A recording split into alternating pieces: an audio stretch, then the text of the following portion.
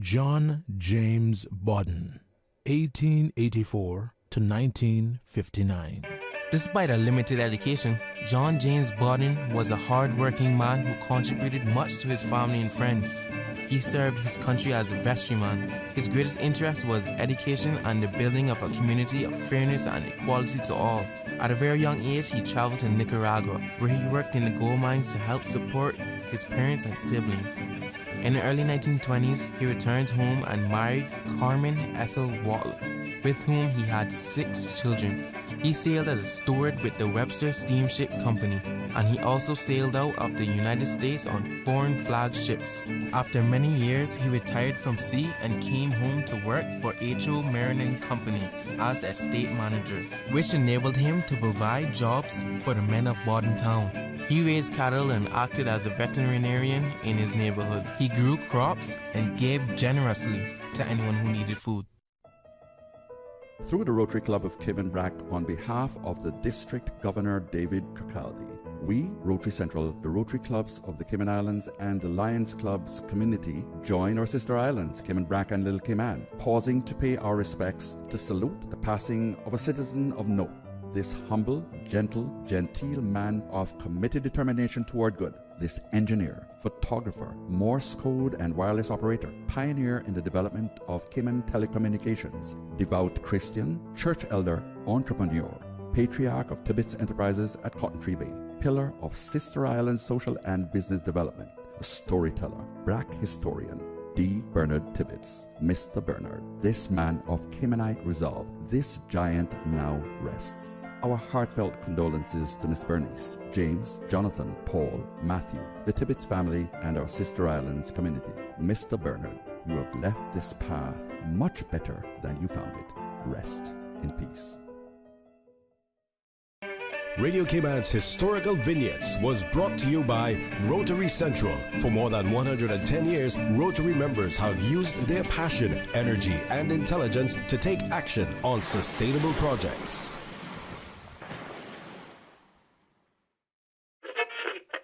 Oh, I think they're doing a great job. A lot of them are. Good afternoon, Dwayne. How are you? Not too bad, sir. Ladies and gentlemen, Radio Cayman's Talk Today with Sterling Dwayne Ebanks. But I do have some questions. there are more questions than answers. Radio Cayman's Talk Today. If you're ready to talk, we're willing to listen. Well, I really enjoy this program today. Cayman Islands' foremost listeners participation program. May God bless every person.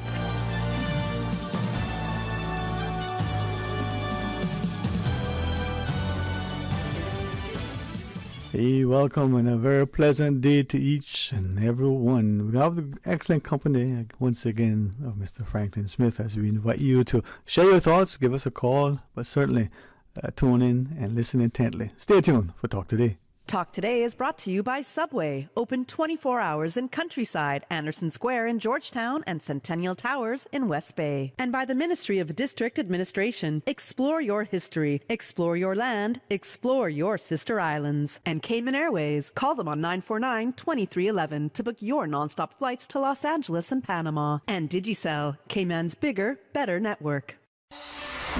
Radio Cayman's Talk Today, the Cayman Islands' foremost listeners participation program.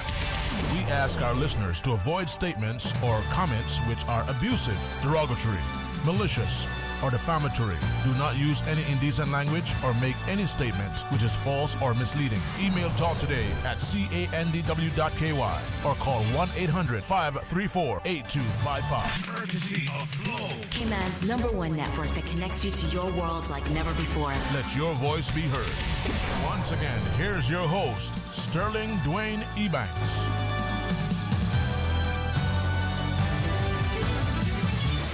Hey, welcome. Thank you all for joining us. And as we started an excellent discussion with Mr. Franklin Smith, through him and with his acquiescence, I want to extend a very happy and wonderful birthday to Grandma Elva.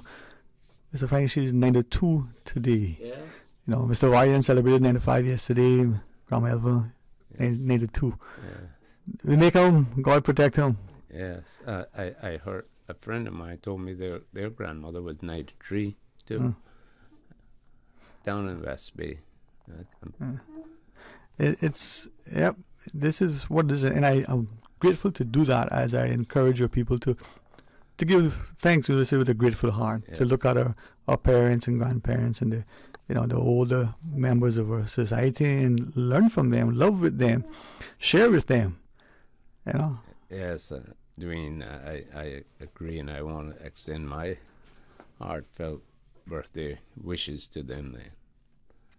Yeah, well, it is part of what we do and how we do it, and the reason we do it is to be able to, as I share, to be grateful and gracious. Yes. And Grandma Elva has, 95 years. A lot has happened in that time. Yeah, I believe those of us who is in contact with people like them learned a lot. Yes. From them, and something though. Should always be grateful for that. All right. If you sit comfortable, bring that mic a little bit closer to you, or you can go closer to it, because Paul over there is saying that's how we want to do it. But as I listen to you, right, and as over the years, not just the opportunity to get, mangoes from the mango man, as it were, but the notion that my perception, in addition to being a former parliamentarian, if someone was to look at Mr. Franklin Smith, the word Mr. Franklin the farmer probably would immediately come to mind. The one that replaces the other, Franklin the farmer. And people like you, Mr. Willer, for instance, have been consistently dedicated. Yeah, Sterling, can I say my apologies for Willing? He isn't feeling. He was supposed to be on here today with me, but unfortunately he wasn't feeling too well. So I wouldn't press him to come. Yeah. Yes. And that's the thing, we look at our parents and our grandparents, and we see them at 80, 90, 100 plus. Yes. And recognize that in those ensuing decades, they've seen much. There's a wisdom, we say, old wives' tale, folklore, we say, the customs and the habits that they had. Yes. But they were sensible about so much. So much, yes. They understood, don't get caught under the draft because you take hold. Little things. Right. But I'm inspired as I reflect on having the privilege yesterday to say to Mr. Ryan, happy 95, to Grandma Elva today, happy 92. Yes. In the community of Cayman, say 100 years ago, even 50 years ago, 75 years ago, was a different Cayman than it is now, which is probably different than it was in, 2000 or 2015. Yes. Right? In asking that and saying that, let me ask you, from the perspective of being a farmer and the approach to farming, it would appear that there was an expectation that we did it, but we say subsistence. We needed the ground provisions to be able to live. Right. The North Sound, for those who use that, was also, quote unquote, a farm of sorts. Yes. And those who access the North Sound for the seafood that they derive therefrom, they had a respect for it. They were respectable in their approach. Yes. They took what they needed for that day, and they saved some for tomorrow. Yes. Well, Sterling, I remember quite well some of the fishermen in my district, North Side, where I grew up, when they came from fishing, they exchanged some fish for ground provision. To, let's say, me producing cassava, yam, sweet potato, pumpkin, banana, plantain, you catching the fish. Yeah. One took to the other, so we helped each other. And as we continue our discussion, we have perhaps a perspective as we speak to Mr. Franklin Smith. While we pause first, take our first break, and when we come back, we'll invite the public to share their thoughts. Mr. Franklin, you give us a perspective on where farming is, where it was, where you think it can go, what sort of potential I don't want to say impediments, but maybe challenges, little things that we got to work with. All right. Join us after the break. If you have a question or comment, you can benefit from the counsel of Mr. Franklin Smith. Please join us after. How can you make a classic BLT sandwich even better? Well, by adding tuna. The land meets the sea in Subway's new sandwich, the Tuna BLT, available for a limited time. The Tuna BLT is exploding with flavor. Imagine crispy, juicy bacon strips on top of tuna, fresh lettuce, and slices of tomato, topped with your favorite sauce and choice of freshly baked bread. Enjoy the best of both worlds with the Tuna BLT from Subway. Subway, eat fresh. You know, as a little girl, I dreamt of traveling to faraway places and foreign lands. I tell you what though, no more dreaming. This summer, I going flying with Cayman Airways. How blessed are we in the Cayman Islands to have a very own national airline? Girl, you can fly to so many international destinations without the hassle of connecting flights. On top of Jamaica, Cuba, and Honduras, you got non-stop flights from Cayman to New York, Miami, Tampa, and even Denver, Los Angeles, and now Panama. Going to be a little cafe con leche and Hollywood Squares for this old gal this summer. Make your travel dreams come true with Cayman Airways, offering non-stop flights for non-stop adventures in Panama, LA, and many more places in between. For details and to book, call 949-2311, contact a travel agent, or visit CaymanAirways.com. Who will be the new queen? Miss Universe Cayman Islands will crown a new queen Saturday, September 2nd at the Westin Cayman Resort. Witness 5 stunning contestants as they hit the stage to become your national queen at the Miss Universe Cayman Islands 2023 competition finals and coronation. Be in the audience of this fabulous gala while being streamed live on the Miss Universe platform. 5 beautiful ladies, 1 crown on 1 fabulous night. Get your tickets at eventpro.ky or Funky Monkey at Governor Square. Miss Universe Cayman Islands 2023, Saturday, September 2nd at the Westin Cayman Resort. You don't want to miss it. Wouldn't it have been grand if you had purchased land 30 years ago? It may not be 2020, but a perfect vision has never been more clear. Cayman Brac and Little Cayman, poised for growth with an eye on the future. Your land, your history, your future. Discover all that our sister islands have to offer. With the heat rising and temps flurrying, it's time to pull into Jose's Rubis, where you can buy 2 1-liter bottles of Aquafina water for only $3. Don't miss your chance to share the love during the Rubis Pure Summer Times 2 promotion. Each time you top up your tank with $25 of merchandise or from our 24-hour food mart or with your car's favorite fuel, you earn another stamp. Collect 6 stamps and you are entered to win $5,000 for you and $5,000 for someone you love. Don't forget to pick up tickets for the Lions Club Benzorama at Reflections, Hemp and Tobacco, Food for Less, and Jose's Rubis, now open 24 hours a day. I've got some beautiful clothes. I know just where they go. Good and cleaner.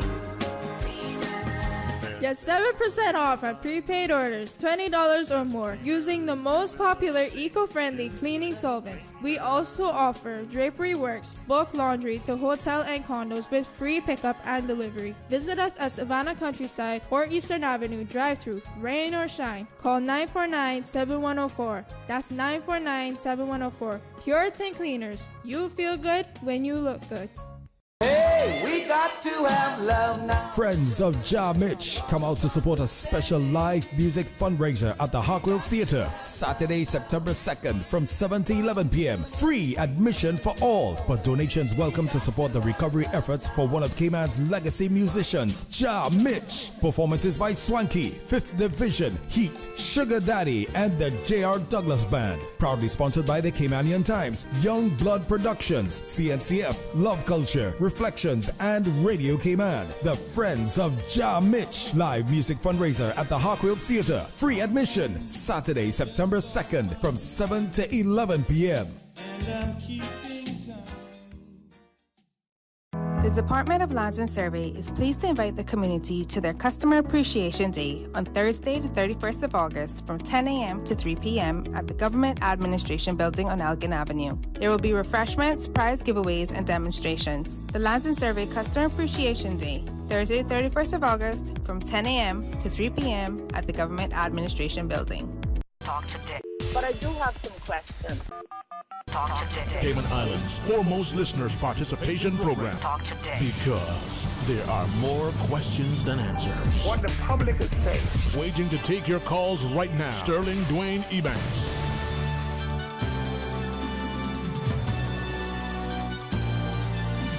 Hey, welcome back, and thanks very much for joining us, and thanks too to Mr. Franklin Smith for spending some time with us. We've often heard many, including many in government, elected and appointed, even in their families, either say directly and deliberately the words food security. Some would even say that's how you get, national security, being self-sufficient, as independent as you can. And as I said, I reflect on your earlier comment. Those who went fishing, got the fish, they came back, and somebody had a couple of sticks of cassava, maybe a few pieces of yam and the like. And they shared. Right? It was probably not, a properly defined barter system, one fish for two cassava or pound for pound. Yeah. It was probably more about each helping the other and each specializing. Yeah. Probably, Yeah, because when you say that now, Dwayne, I remember my grandfather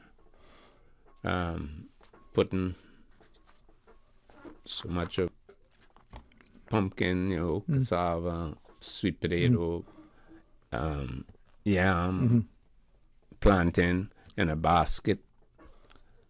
Because those days bags weren't. In a ground basket. Yeah. And they were good, man. And you go to, let's say, Mr. Cyril Rankin, who was one of the fishermen up there. And I deliver that to him, and he deliver fish to me to take back to my grandfather. Yeah. And it's almost like the economics talk about, division of labor and specialization. Yes. And it was probably, as you were sharing, as you were preparing for a discussion, I, asked around a little bit. And each district was probably similar to the other in terms of certain things. Yes. That person was more popular and known for fishing, but this one probably was more, for the ground provisions, for the farming. Right. And one of the fellows said, as he looked around his district, whereas his grandfather fished primarily, his little ground was small, just a couple of sticks of cassava, a couple of holes. Right. But there was someone else who rarely fished, and yet tended the farm. Right. And I wondered if that was two things. Interest, was that because of available land?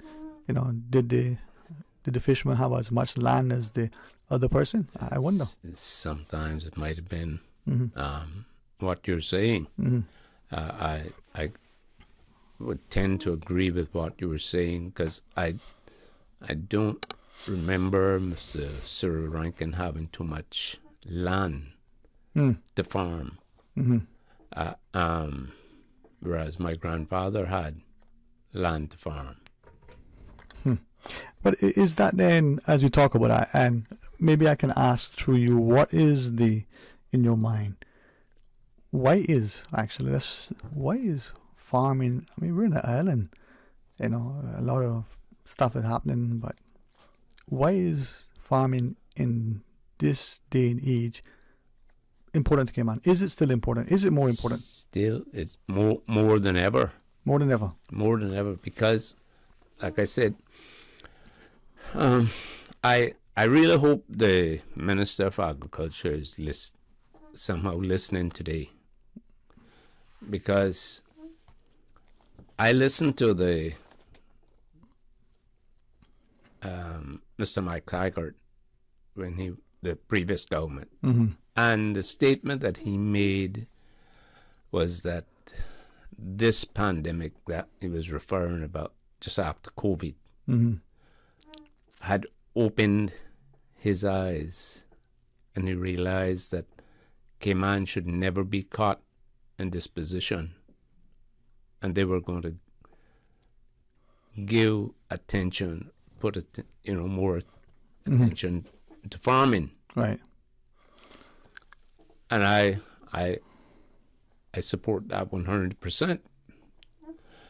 But these days, it seems that certain people, I guess, and in particular the planning department, has their emphasis on buildings, concrete buildings. And the road, the NRA has theirs attention on roads. The DOE has their attention on everything they can think of that they shouldn't be into. Maybe I'll ask you to expound on that. I mean, well, like last time I was here, I said they got into the position, came to a decision that because the rich people garden was being destroyed by the iguanas. The green iguanas, huh? The green iguanas. But Sterling, make no mistake, while the blue iguanas do not do as much damage, they do it. They damage. And over in Little Cayman is even worse with the rock iguanas. And no one sees that or knows that Little Cayman has good soil into it, even though it's what we call pocket soil within the rocks. It's a number one place for growing papayas. You could grow all the papayas that this island could consume in Little Cayman. Yeah. If I go ahead, I want to ask about that production aspect of it. Yeah, go ahead. When it comes to farming, two immediate things that we should probably try to establish. How much of what our farming needs in this country can we produce? Can we produce enough for our people? Well, there are different methods and ways that we could produce enough. Particular if people are allowed or were helped with the greenhousing and so forth, that can almost produce all year round. We can meet a certain amount of things. And like in other country, all I am saying is the amount of topsoil that comes out of a lot of these subdivisions. And even with the NRA on the roads, what they use to put in those mediums or whatever you call them, islands or whatever, roundabouts and things, the amount of topsoil that they put in there in order to grow grass. Do you know how much plantains and bananas and other vegetables could be grown in that same soil with them exchanging that soil for rock? Are there, things that we can't grow, farm? What types of crops, produce, vegetables, fruits, whatever, that we can't grow in Cayman or farm? Well, I am not here to say that we can grow everything that we import. But there are certain things that we can grow. And this island is capable of producing, but you have to have someone with knowledge and willingness to do it. Right. like that. Okay. I don't know. Go ahead, sir. Go ahead. I don't know if if you heard about Sal T. Thompson Jr. Where he bought that 72-acre piece of property from the Connell family in East End, almost not very far, a few hundred feet from my farm. And if you'd seen that 3 months ago and look at it today, you would say, no, you don't believe a piece of land could look like that. And he didn't buy it to develop it into a housing scheme or anything.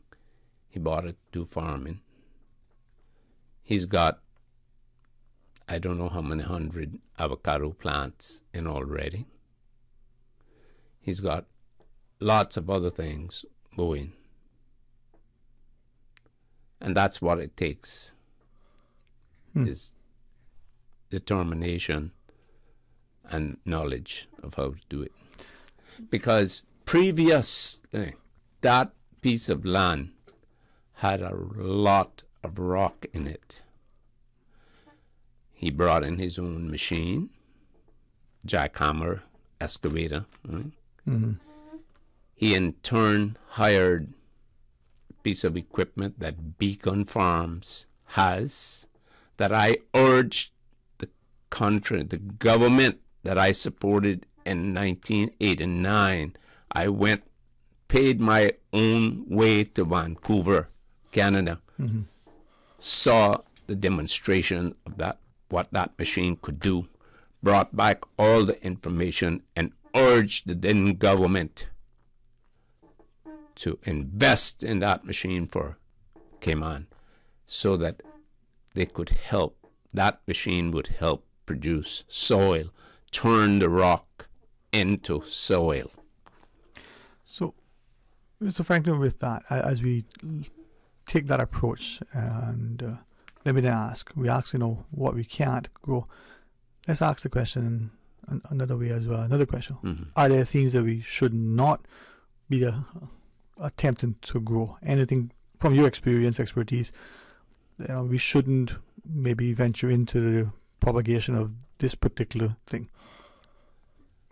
Well, Dwayne, again, I'd like to say I don't know that we can grow celery. I know we can grow broccoli, cauliflower, cabbage, and some types of lettuce. A few carrots, I guess. But again, that's where you need good soil.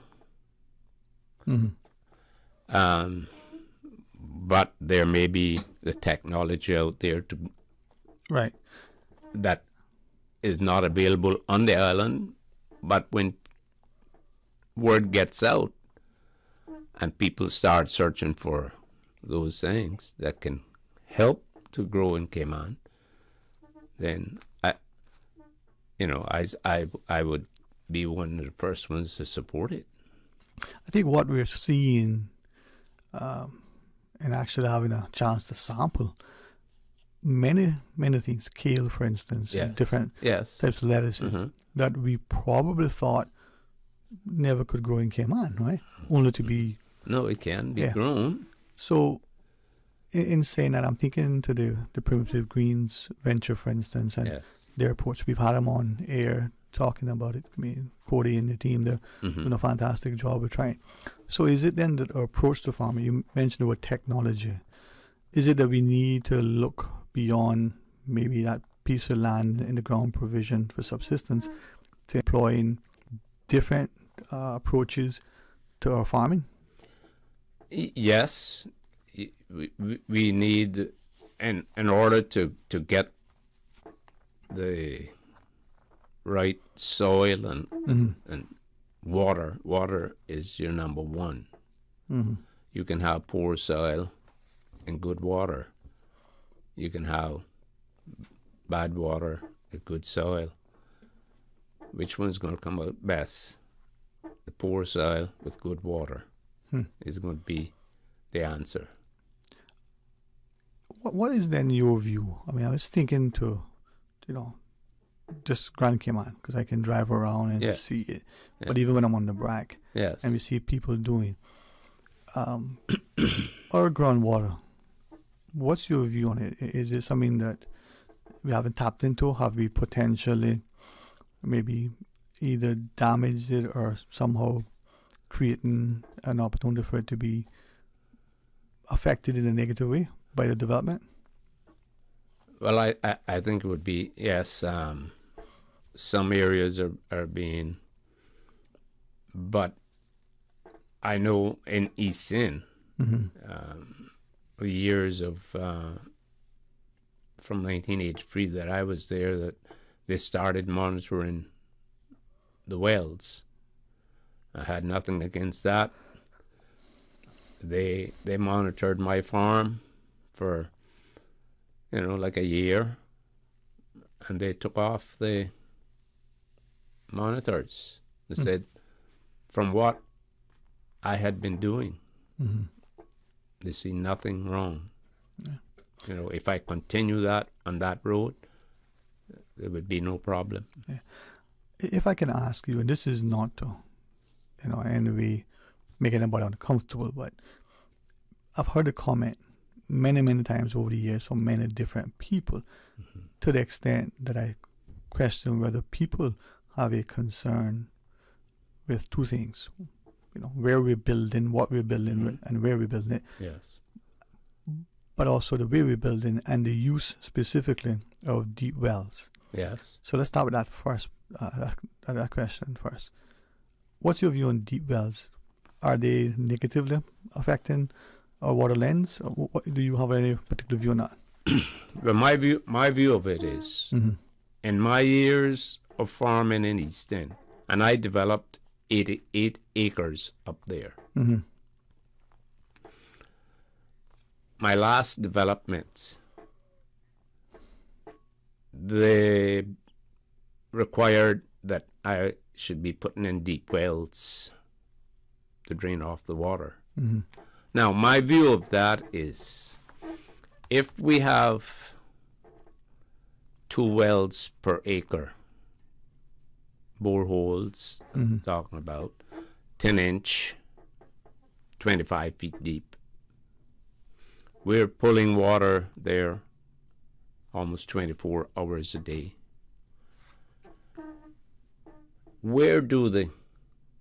How do we resupply the water that we're taking out?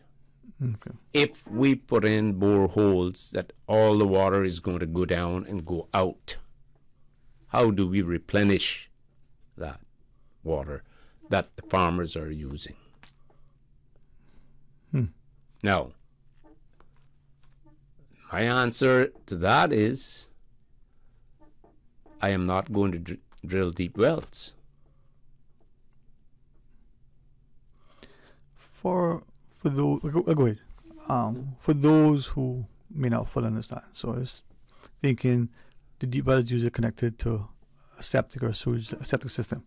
Yes, but that isn't the only right. deep well that they want you to dig. Right. You have to drill drain wells to drain off the rainwater when it falls. Yeah. So in your view, two things, with 100-foot, 80-foot deep well to drain off, where is that water going? Out. It's going out into the ocean somewhere. What then should we do then, in your view? If we, because that's the common practice, and they're not only, as you said, what do we do instead? Well, I'll make it clear, I am not against that if we have the need to put in a septic well, of doing that. As a drain, deep well, that is. That I can support. 1 per acre or whatever, if necessary. Some people have just bought the land just for farming, and that's it. Mm-hmm. And all I am saying is, if we're pumping water 24 hours a day,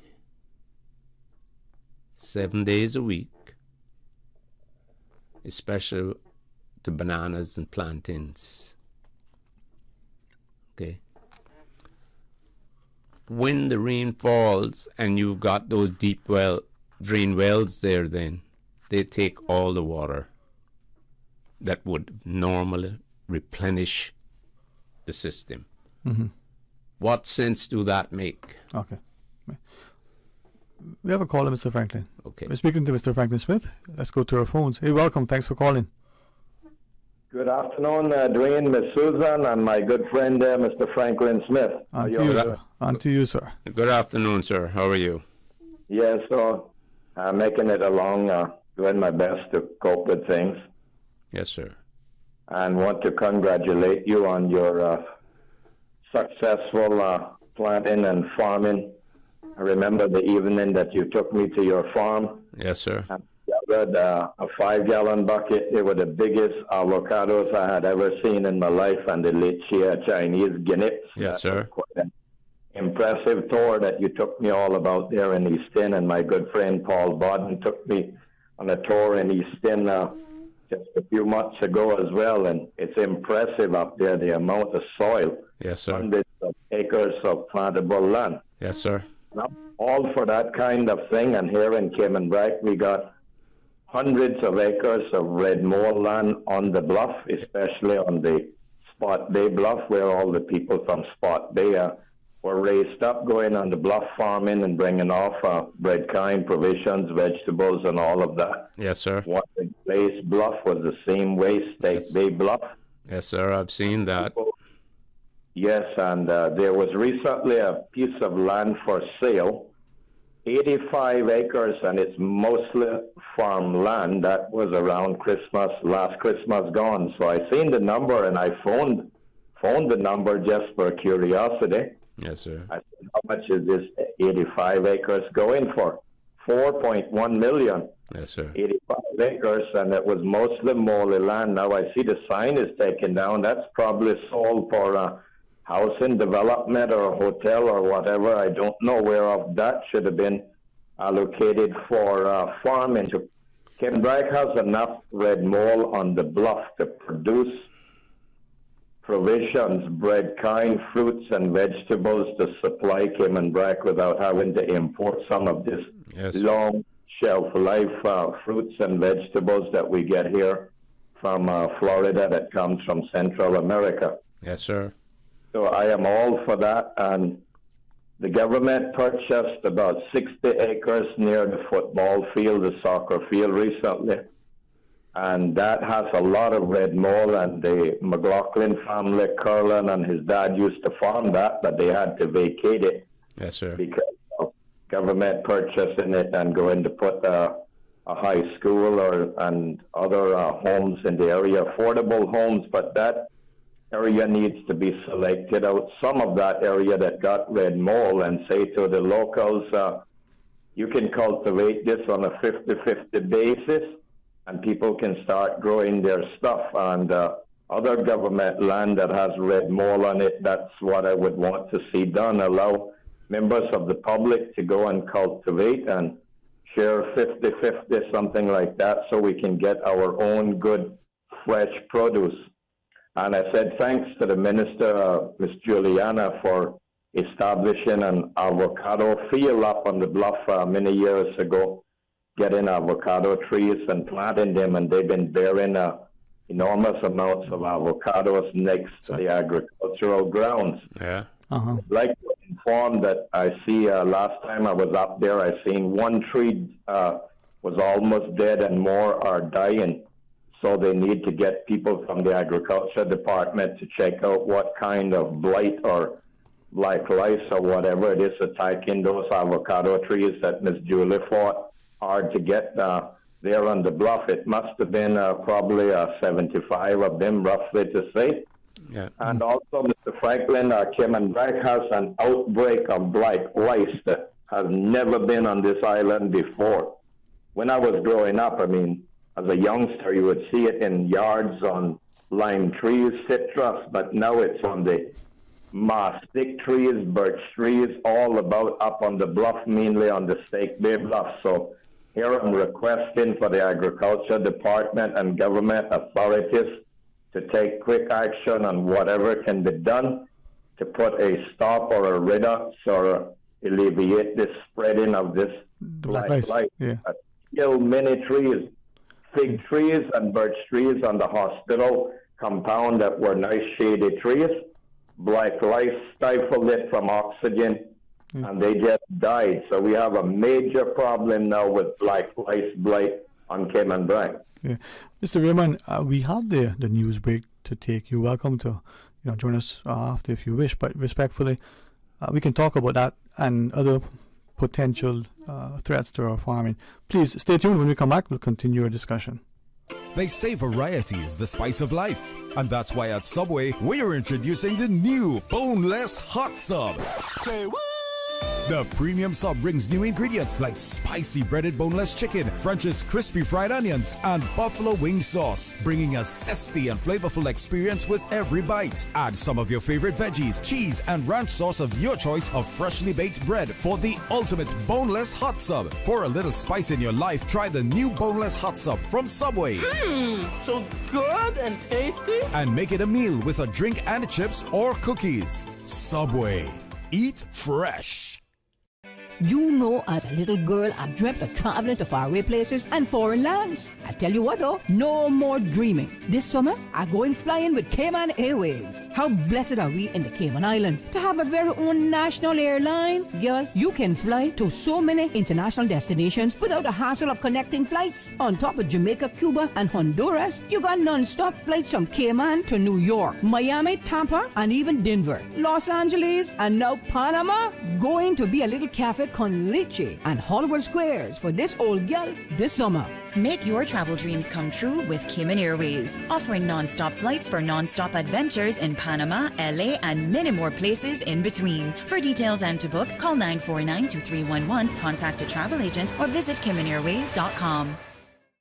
From Saturday, August 26th through Saturday, September 2nd, Tomlinson Furniture is having a massive anniversary sale on everything in store. Living room and bedroom sets, outdoor furniture, dining and coffee tables, home office desks and chairs, decor, mattresses, and more. All up to 50% off. See an item you like, save an additional 20% off the lowest sale price for savings up to 50% off store-wide. Register to win a $500 shopping spree with each purchase and receive a free gift with each purchase over $100. Shop and save up to 50% store-wide during Tomlinson Furniture's 48th anniversary sale. Sale ends this Saturday. Visit our showroom on the first and second floor of the Tomlinson Building, corner of Hospital and Walkers Road. There you go, sir. Thanks for choosing JN Money Transfer. Boy, thanks to JN Money Transfer, I can stay right here in Cayman and pay mama bills back home in Jamaica. Her water, light, phone, and other bills never late. Every month I pay everything in one place. Make payments to over 30 companies in Jamaica through JN Money Transfer. Fast, affordable, convenient. Call 1-800-744-1163 for details. Back by popular demand and in celebration of Le Classic's 40-year anniversary is the unforgettable Your Age is Your Discount shoe sales event. That's right, Cayman, it's happening. Your Age is Your Discount on every shoe, bag, and wallet for men and women. This Friday and Saturday only, August 25th and 26th, 11 a.m. to 7 p.m., Le Classique in the Strand. Your Age is Your Discount shoe sales event. Limited to 50% off, proof of age required. This Friday and Saturday, Le Classique in the Strand. Come, celebrate Le Classique's 40th anniversary and celebrate you with Your Age is Your Discount, 11 a.m. to 7 p.m. Don't miss the $40 shoe deals. See you there. 105.3 Breeze FM live. Now it's an Man Bushman representing for 105.3 Breeze FM. Hey, this is DJ Lynn. Join me Sundays from 2 p.m. to 6 p.m. on Breeze 105.3 for Beach and Reggae Sundays. Whether you're out in a boat, in the backyard, or simply on the beach catching some sun, it's the perfect way to unwind for the weekend as the sun sets on our beautiful Caribbean Sea. Join us this Sunday from 2 p.m. on Breeze 105.3 Beach and Reggae Sundays. Brought to you by Cayman Airways. Call them on 949-2311 to book your non-stop flights to Los Angeles and Panama. And Healthcare Pharmacy, located in Governor Square and Grand Harbor. Open Sundays from 10 a.m. to 6 p.m. Radio Cayman. The voice. The heart. The soul of the Cayman Islands. Today's biggest news. Radio Cayman. Your voice, your choice. Local, regional, international. This is Headlines from Radio Cayman's newsroom. Today's biggest news. The headline news is brought to you by Health Services Authority and the Ministry of Tourism and Transport. The Department of Vehicle and Driver's Licensing advises its Breakers office will only be providing vehicle inspections today and tomorrow. The public is encouraged to visit the Crew Road and West Bay locations for all other DVDL services during this time. In international headlines, Maui County released the name of 388 people still missing more than 2 weeks after the deadliest U.S. wildfire in more than a century. And officials asked anyone who knows a person on the list to be safe to contact authorities. The FBI has compiled the list of names, the number of confirmed dead after fires on Maui that destroyed the historic seaside community of Lahaina stands at 115, a number the county says is expected to rise. The continued strength of the U.S. economy could require further interest rate increases, that according to Federal Reserve Chair Jerome Powell today, in a closely watched speech that also highlighted the uncertain nature of the economic outlook. Powell noted the economy has been growing faster than expected, and consumers have kept spending briskly, trends that could keep inflation pressures high. He reiterated the Fed's determination to keep its benchmark rate elevated until inflation is reduced to its 2% target. Those are your headlines. From Radio Cayman's newsroom, I'm April Cummings. Today's biggest news. Radio Cayman. Your voice, your choice. Local, regional, international. This is Headlines from Radio Cayman's newsroom. Today's biggest news. The headline news is brought to you by Health Services Authority and the Ministry of Tourism and Transport. The Health Services Authority has over 120 world-class physicians offering the most comprehensive range of specialist services on island. Our dedicated team of professionals provide the highest quality care in orthopedics, interventional radiology, women's health, geriatrics, and a host of other specialist areas. We are a JCI accredited organization with a proven record of excellence. At HSA, we are committed to caring for you. For more information, visit hsa.ky. I'm Kenneth Bryan, Minister for Tourism and Ports, and I need your help to keep our beautiful islands clean. Littering is unsightly and negatively impacts our tourism industry, which is crucial to our economy. Keeping our islands clean is everyone's responsibility, so let's all work together to keep the Cayman Islands beautiful for generations to come. Be a part of the solution, not the pollution. Littering is a crime punishable by a $500 fine or 6 months in prison. Brought to you by the Beautification Task Force and Ministry of Tourism and Ports. Radio Cayman is pleased to feature this special Sister Islands historical vignette brought to you by the Ministry of District Administration and Lands. Explore your history, explore your land, explore your Sister Islands.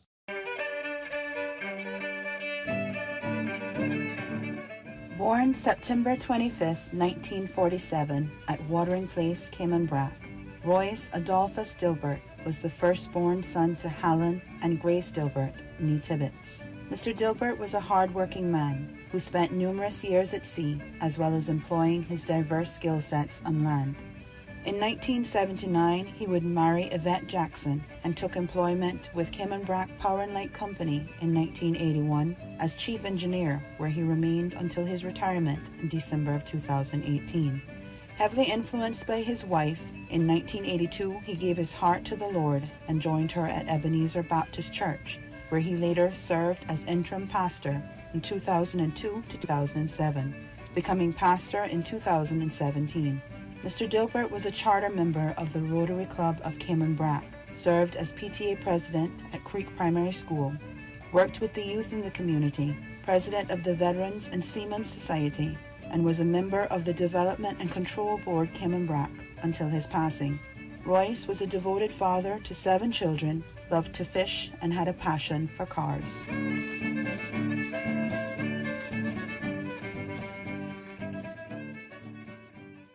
Radio Cayman is pleased to feature this special Sister Islands historical vignette brought to you by the Ministry of District Administration and Lands. Explore your history, explore your land, explore your Sister Islands. Explore your history. Explore your land. Explore your Sister Islands, the ultimate staycation experience. Your culture, your freedom, the land that time forgot isn't gone. It's your Sister Islands. Discover all that our Sister Islands have to offer. Talk today. But I do have some questions. Talk today. Cayman Islands' foremost listeners participation program. Talk today. Because there are more questions than answers. What the public is saying. Waging to take your calls right now. Sterling Dwayne Ebanks.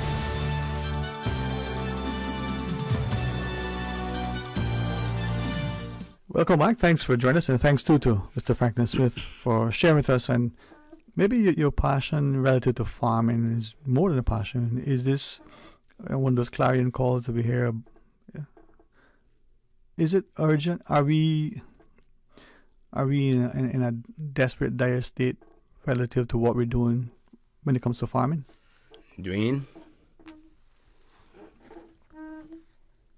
I don't know how long it'll be before the second coming of Christ, his return to earth. Mm-hmm.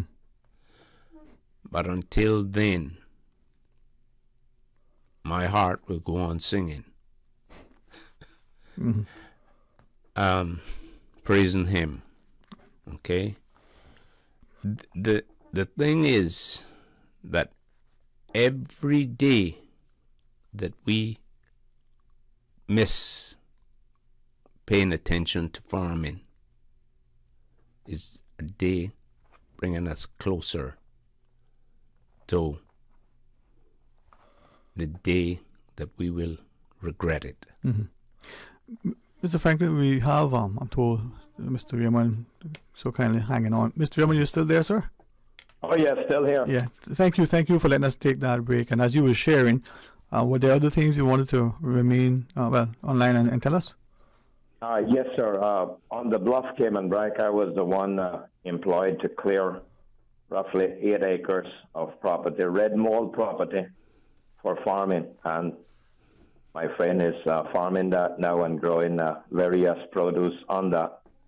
And with the extreme temperatures that we're facing here in the Cayman Islands, whenever you're doing property for planting or farming, like anyone can go on that land and see where I had worked among the trees and left mostly all the mature trees to provide shade for like tomato plants and pepper plants and all of that. So whenever clearing land, the large trees needs to be left to provide shade, and you think the people working out in the hot sun can always get protection from this scorching sunlight that we're having.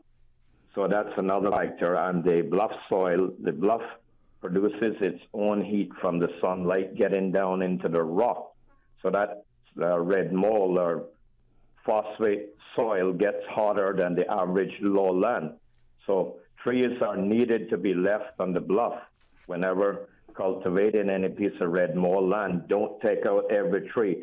Those trees needs to be protected. Anyone can go out Big Channel Bluff Road and inspect the piece of land where I cleared. There's hundreds, probably 200 or more trees, 300 probably left on this acreage that I cleared up. They're using my excavator with the grab bucket thumb, and people talking about you can't do it with a good operator, experienced operator, and a thoughtful mind to protect the forest. I can work among those trees, send that boom and bucket and grab bucket, take out the underbrush and leave all the nice trees.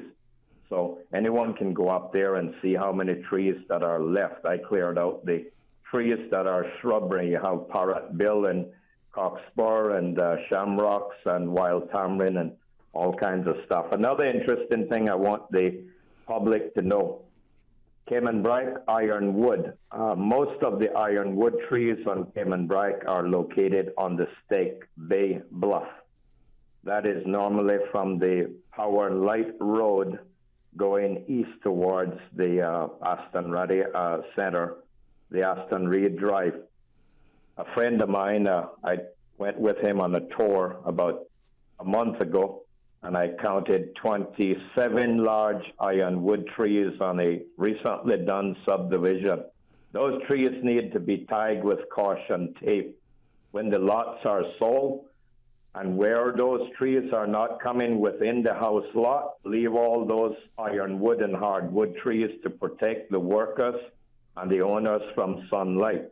But we have a motto in Cayman Brack, a lot of people have, take down everything and replant. We need to protect the indigenous ironwood, pepper cinnamon, pampero, all of those trees. I know the names of just about every tree in the forest taught to me by my late father, Mr. Diddy Scott, Alliston Scott.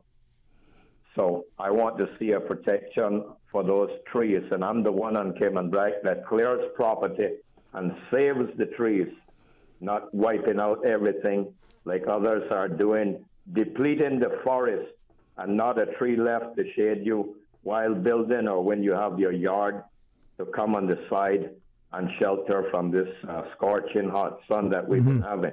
Yes, sir. Well, always a pleasure. Thank you so much for sharing. Mr. Franklin, as Mr. Raymond was reminding us, we either own a large tract of land or we buy a small plot. Whether we're going to farm it or whether we're going to hold it for future, or whether we're going to develop it in some way.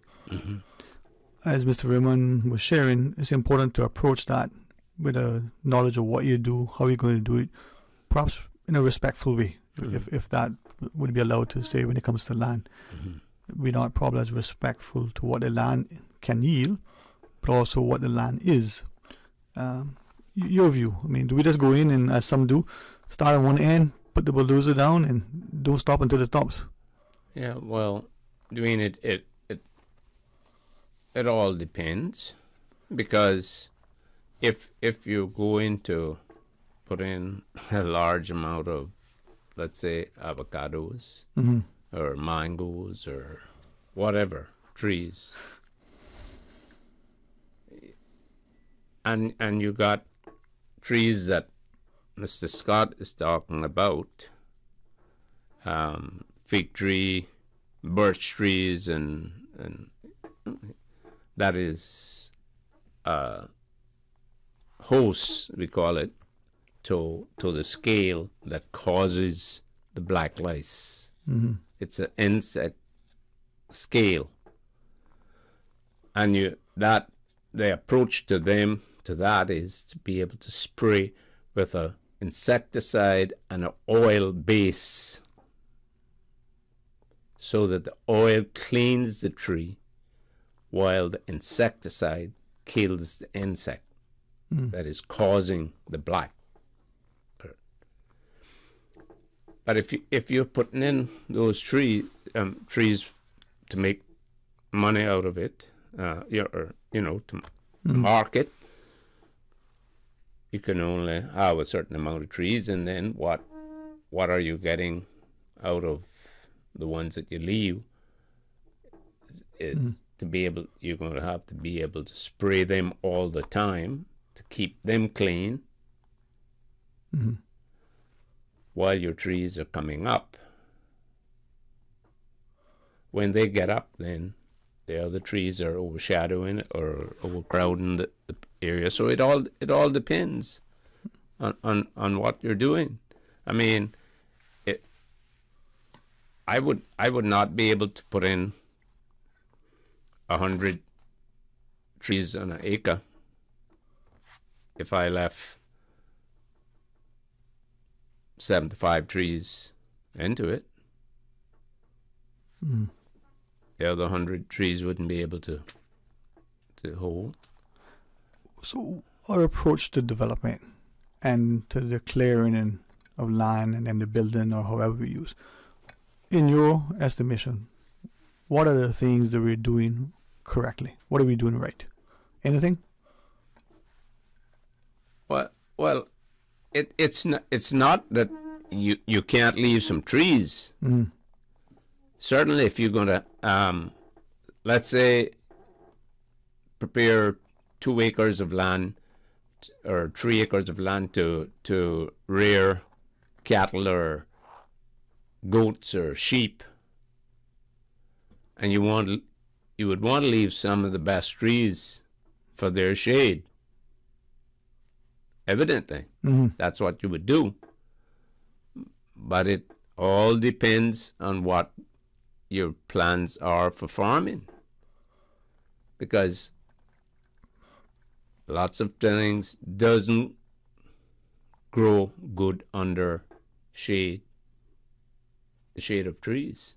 Mm-hmm. So what then, we often hear that, governments, we blame the government for, fairly and unfairly, or whether it's even anything sufficiently accurate. But we often hear that, a government would hire a consultant from somewhere else and pay them money for a report that ends up on the shelf. Yeah. If you were the Minister of Agriculture, the Premier, or you were the consultant, when it comes to farming, food security, and the approach for land prep development, what would be your advice? Well, they're going to take my advice.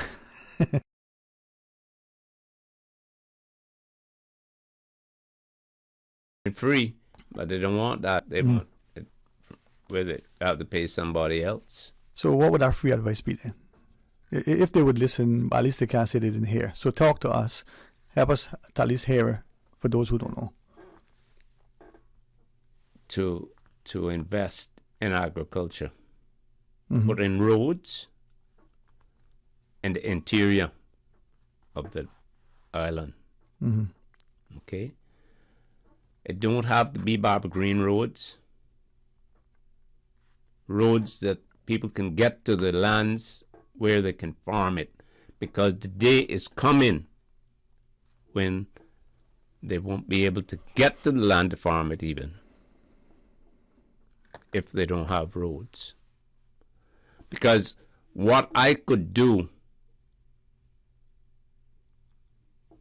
when I was 56 years old, I'm 76 today, I can't do that anymore. I can't walk over the cliff. So if I break the cliff to level my land, turn it into good soil, so that I can still be able to farm it, to help this country. I don't need to do it, I don't have to anymore. I have had my years of farming, but I would still love, until God calls me home, to be able to do what He has gifted me with and to help this country. So, Mr. Franklin, with that then, in order to farm the land, you said, we need to have access to it, some sort of roadway or the like. Yes. But then let's say you have that, and then when you get to the land, yes, and you want to cultivate it, do we need to use your words, do we need to put in a piece of equipment and break up the rocks? What do we need to do? Do we need to do that? Yes, because Dwayne, the problem is that a piece of land is full of trees, or and cliff. It doesn't mean that piece of land can't be used to raise 1,000 goats or sheep or cows. They only need the technology, the knowledge of how to develop it, how to do it, so that the cows don't get damaged, or the goats and stuff don't get damaged. And you may not be able to grow grass in all of that land, but you got feed to give them, hay or whatever they import and stuff like that. Do you have any concerns, as some have alleged, that we've taken land, good land that otherwise Yeah. was good farmland. Right. And we've somehow built on it a house, apartments, office building, car park. Too much have been done already. I don't know. Maybe too late for us in that area. That's why, you know, Dwayne, back in 1989 when I was in the House, myself, Otto Watler, Harvey Stevenson, and Melvin Watler went inland over just a trail road, footpath, through all of that cliff and stuff, to look at a piece of land, to get government to buy it. We brought back a report. I tabled it, and Mr. Benson Ebanks was the chairman of that finance meeting. And I moved a motion. I got it seconded. And Mr. Benson, as soon as he found out what was involved with it, he asked for an adjournment of that meeting, went out and contacted Mr. Warren Connolly and told him to up the price so they couldn't be bought.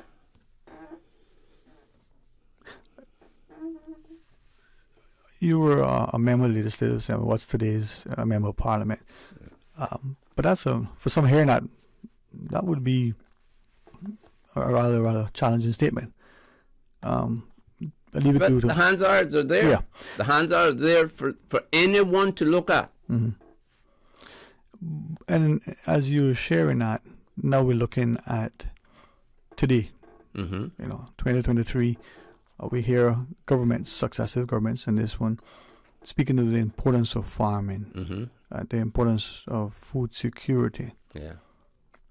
What progress, if any, in your mind have we made in getting there, or have we done things to even put us back further? Your opinion. Well, I don't see us being in a further ahead today than that's pertaining to roads like than when I left the House in 1990. Yes, they put through a road in East End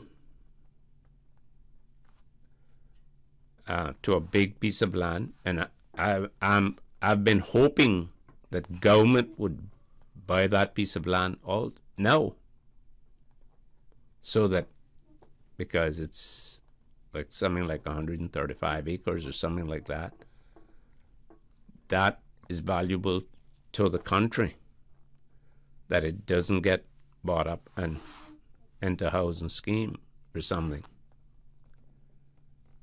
That's where they can cut it up in 5 or 10 acre size pieces and lease to farmers. But with the growing population and the need for not just more housing, but housing that we can afford, is there a challenge or a conflict between, say, that need to provide housing and potentially maintain land for farming? Well, I don't know that particular piece of land would bring down the cost of housing any more than it would help farming, because there's no guarantee as to the price. The only one that could afford that would be the country, the government, investment in agriculture. That is a step that we need to take. But if I could then ask you, both from the perspective as a former member of the House and as an avid and continuing farmer. People would say over the years in every government there are great expenditure. There's great expenditure on farming and the agriculture ministry, the subsidies that are given, the purchasing of equipment and feed material, the technical assistance. That governments are doing a lot, all they can. What's your view? How do you respond to that?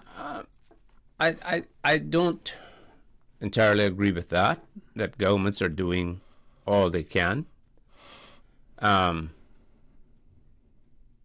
Some of the laws needs to be reviewed and corrected that would help towards farming. Okay.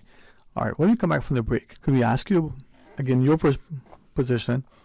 Let's start with the last part, the laws. What are some of those laws that need to be reviewed, and how? All right. The phone lines are available if you want to share with Mr. Franklin as we keep the focus on farming and food security. Stay tuned for Talk Today. You know, as a little girl, I dreamt of traveling to faraway places and foreign lands. I tell you what though, no more dreaming. This summer, I'm going flying with Cayman Airways. How blessed are we in the Cayman Islands to have a very own national airline? Girl, you can fly to so many international destinations without the hassle of connecting flights. On top of Jamaica, Cuba, and Honduras, you got non-stop flights from Cayman to New York, Miami, Tampa, and even Denver, Los Angeles, and now Panama. Going to be a little cafe con leche and Hollywood Squares for this old gal this summer.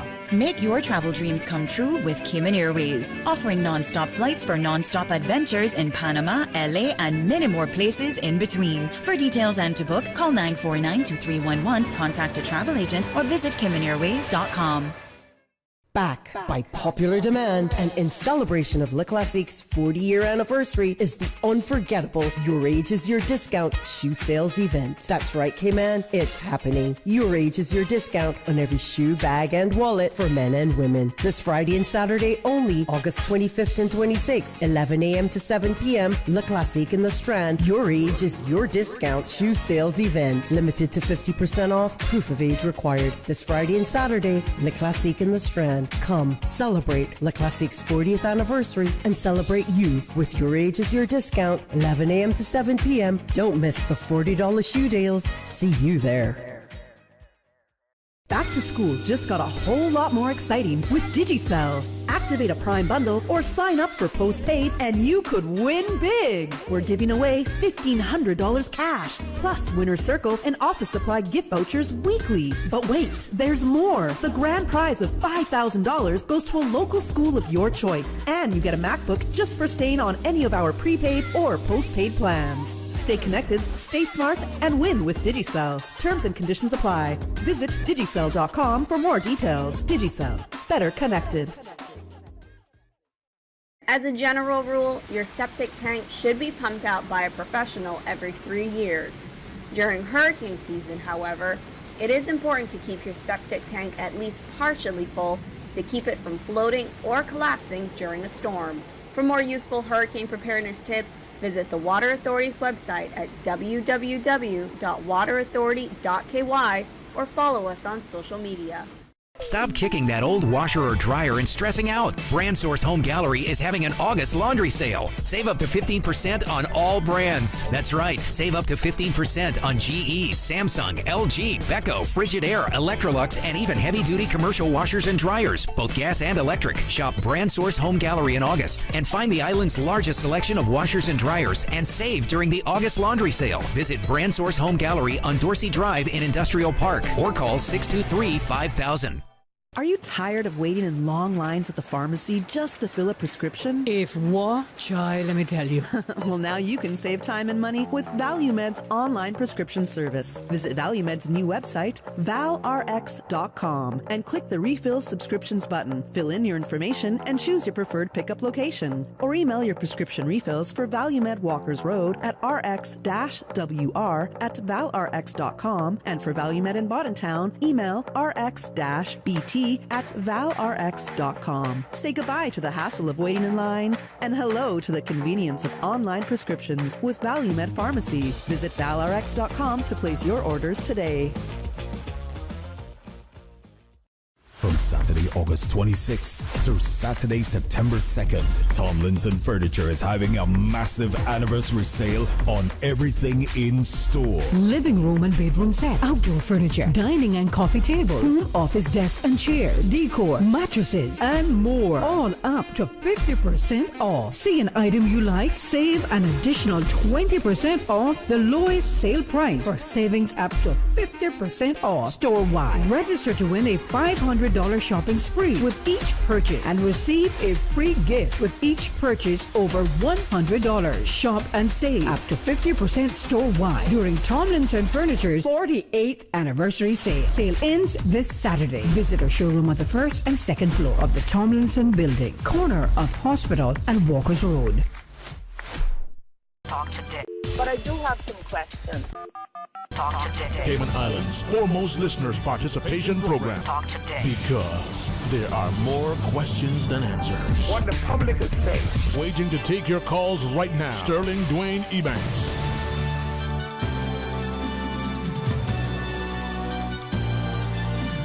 Welcome back. Thanks for joining us, and thanks to Mr. Franklin Smith as he shares his passion, his knowledge, and certainly experience, right, for farming and this whole discussion.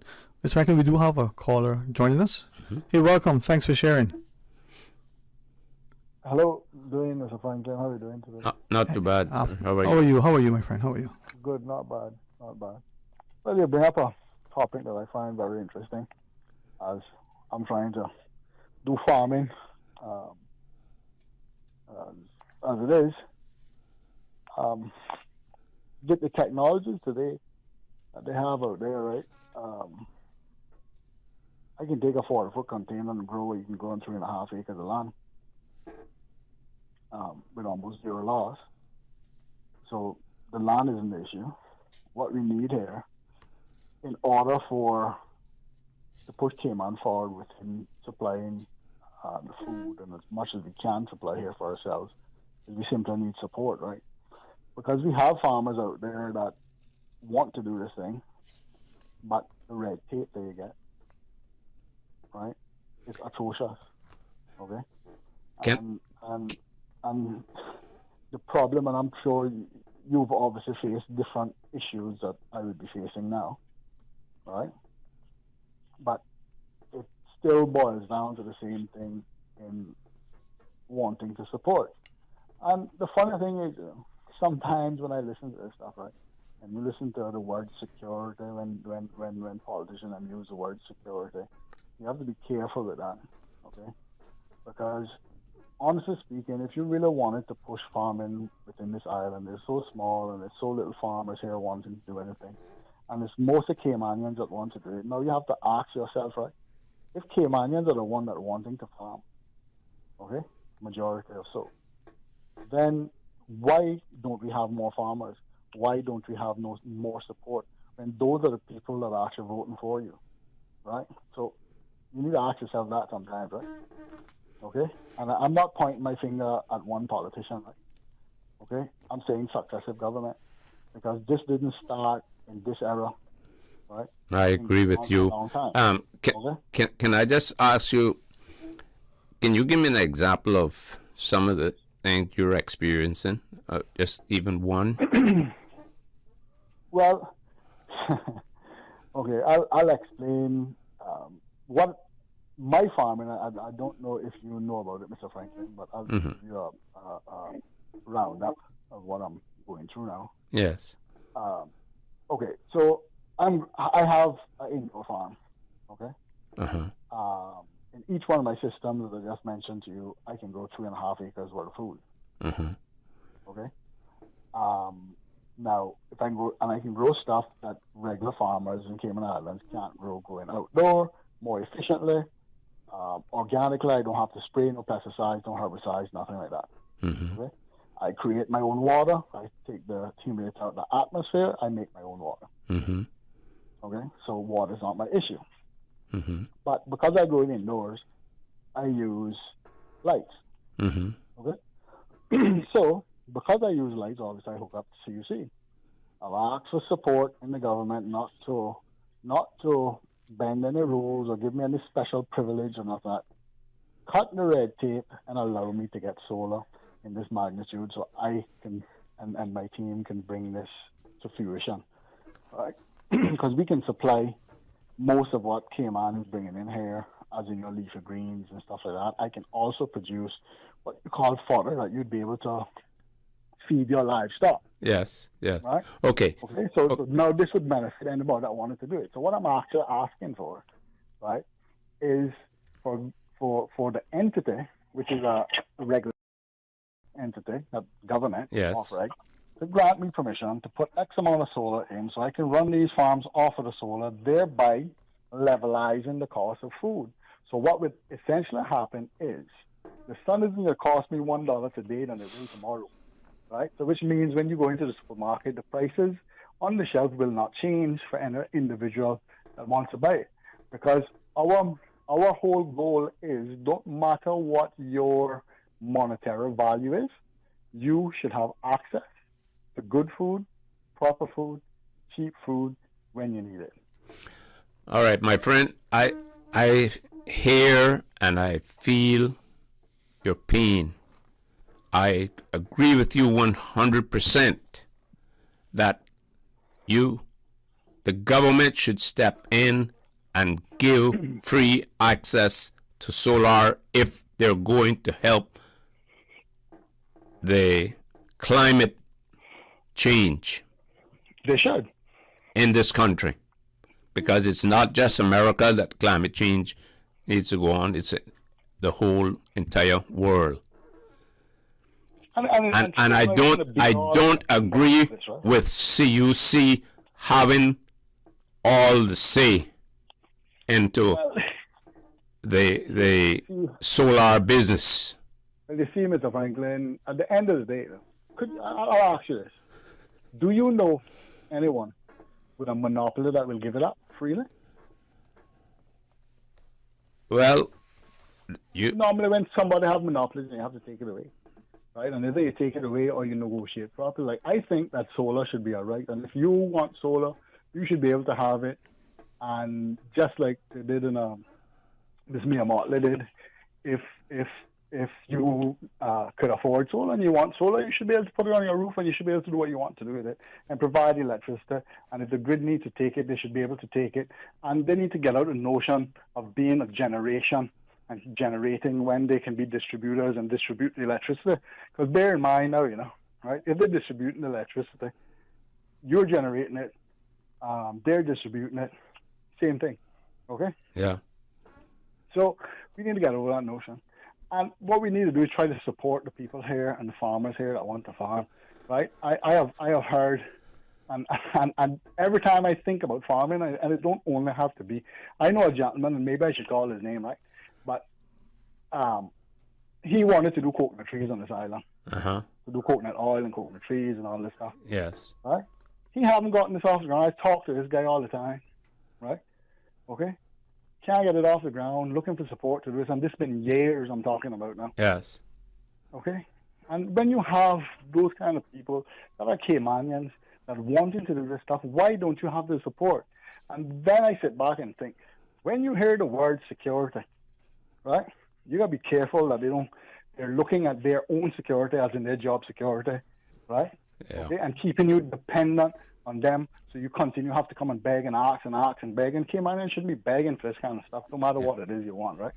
We should be able to go in there because we vote and we put you in. This is our place, and be able to get a piece of the pie, right? When you see developers come here and they develop, and as soon as they come here, they get a piece of the pie.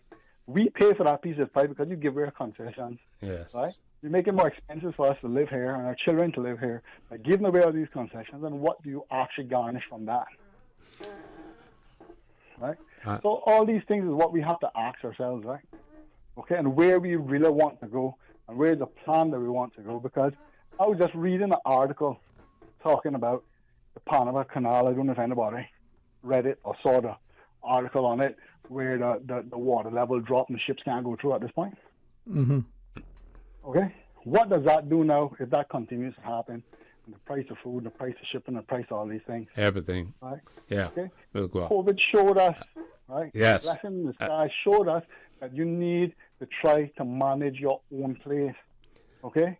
Well, let me say to you, the one thing that I don't agree with is that for you to buy a piece of land that is good for farming, or you've been using that piece of land that is good for farming, let's say, and in my case, I've been using a piece now was owned by, I'm going to say you, right? Mm-hmm. And you decided, okay, you wanted to sell it. You gave me a price. I said, okay, I'll buy it. Now, what I could do 56, when I was 56, I can't do now when I'm at 76. Mm-hmm. Understand? In other words, I could walk the cliff then, the terrain. But I can't handle it now. So because I put in a machine that, and I am saying today that there's no one in the planning department or the DOE that has any knowledge of land development more than I do. If it is, come and prove it to me. That's a challenge. And because I put in the machinery that can let that land be machined, that I can walk on and plant crops on. You understand? Yes. The last thing that I have to do was to get the machine from Beacon Farms that would grind the smaller rock into soil. Yes.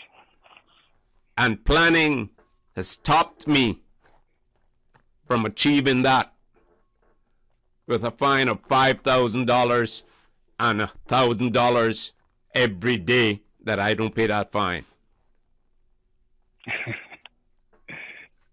Now, I challenge the planning department. I hope one of them are listening. Bring your man to me. You come and go to that property and show me how you would develop it any different from me.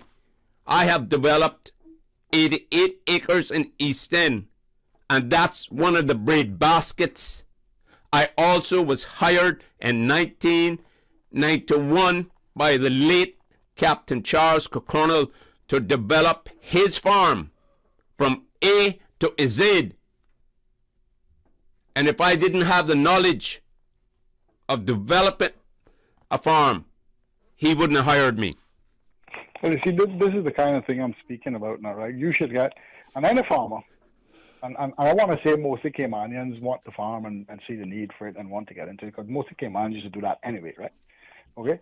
So when we don't have the support in this, and as I said, this is from successive governments now, yes, that shows that you're not really supporting Caymanians. But this is the one thing that Caymanians only literally had land, right? That's what Cayman had, land. Yes. So people came here, the only way you get money is either you sell that property or you do something with it. Right. Am I correct in saying that? Yes.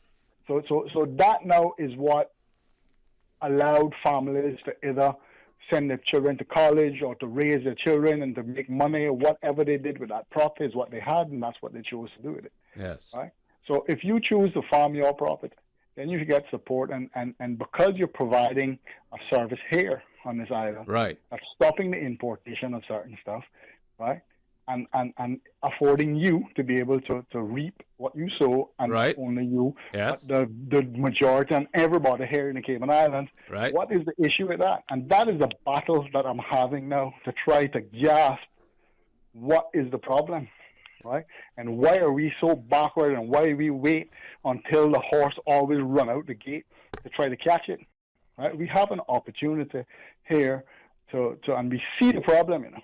All right? And no politician or nobody can tell me that they don't see the issue. COVID showed us the issue. Yes, and it did. It certainly did. It showed us in a different circumstance. And I want to remind the public of this, right? You remember when they wanted to send the vaccines here, whether that was a good thing or a bad thing? Mm-hmm. The U.S. took the ship back, right? Yeah. Remember that? Mm-hmm. On the way here, the U.S. stopped the ship and they took it back and seized all the goods from it. And had to reach out to the UK and the governor for them to release the ship.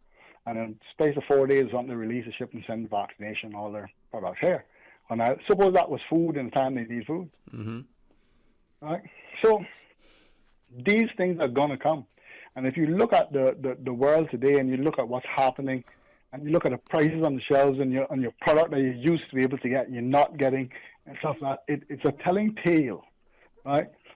That islands and countries need to be able to support themselves with food, and why the Cayman Islands, where we have all this development and so all this knowledge and a first world country within the world, why are we having these issues against our own people? And that's what I would like people that are listening today to ask themselves. Yes. Why are we having this issue? Right? And it only boils down to one thing, right?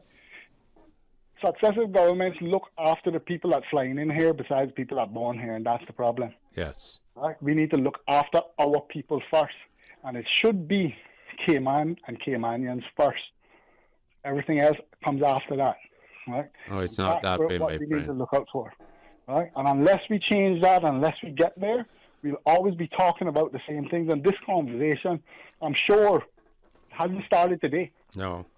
Right? This has started years ago, and no one has gotten anywhere with it. And you know how I know that no one has gotten anywhere with farming here? Farmers produce 1% of all imported goods on this island. Mm-hmm.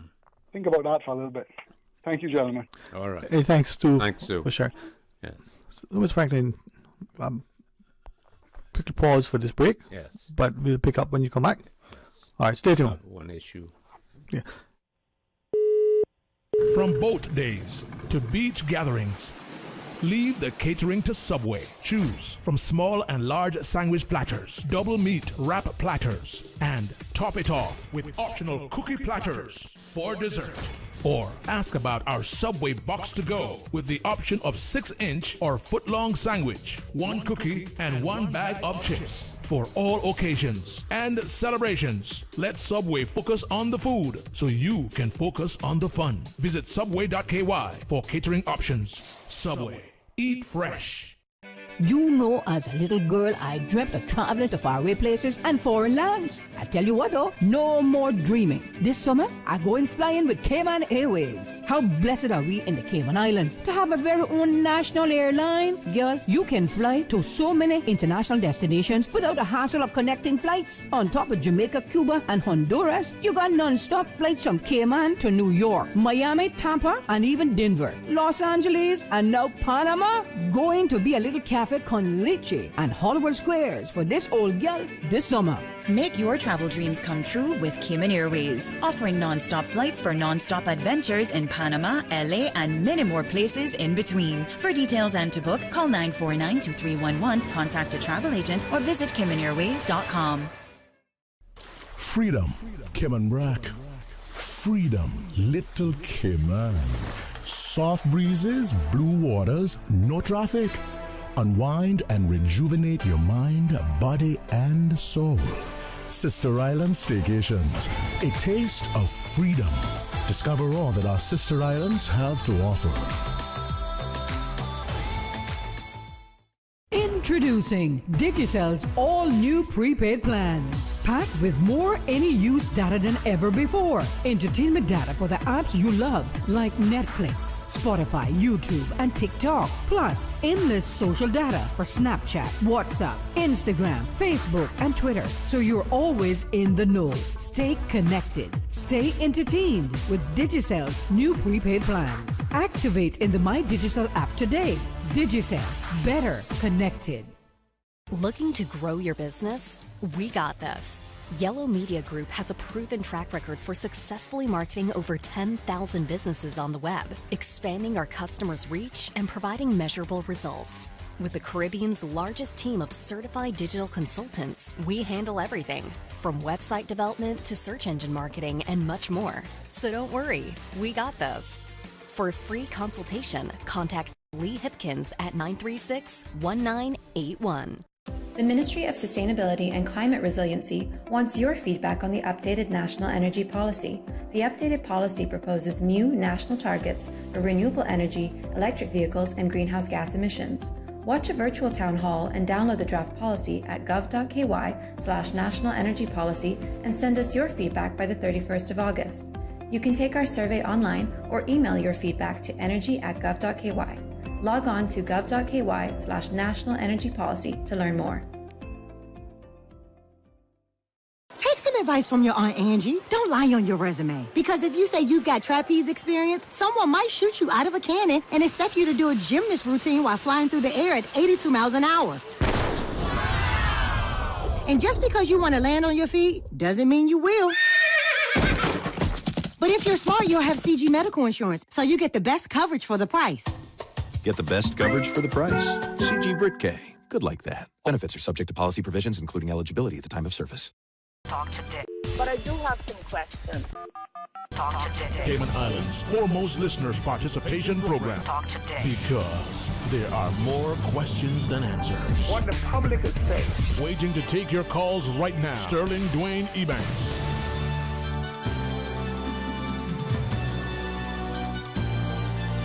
Welcome back. Thanks for joining us. And as we have the excellent company of Mr. Franklin Smith sharing, with us, probably first and foremost the passion, but also the experience and expertise when it comes to farming, and we can talk about some of the processes and the laws that you talked about. We have some callers join us, but before we go to the call, was there something you wanted to share, sir?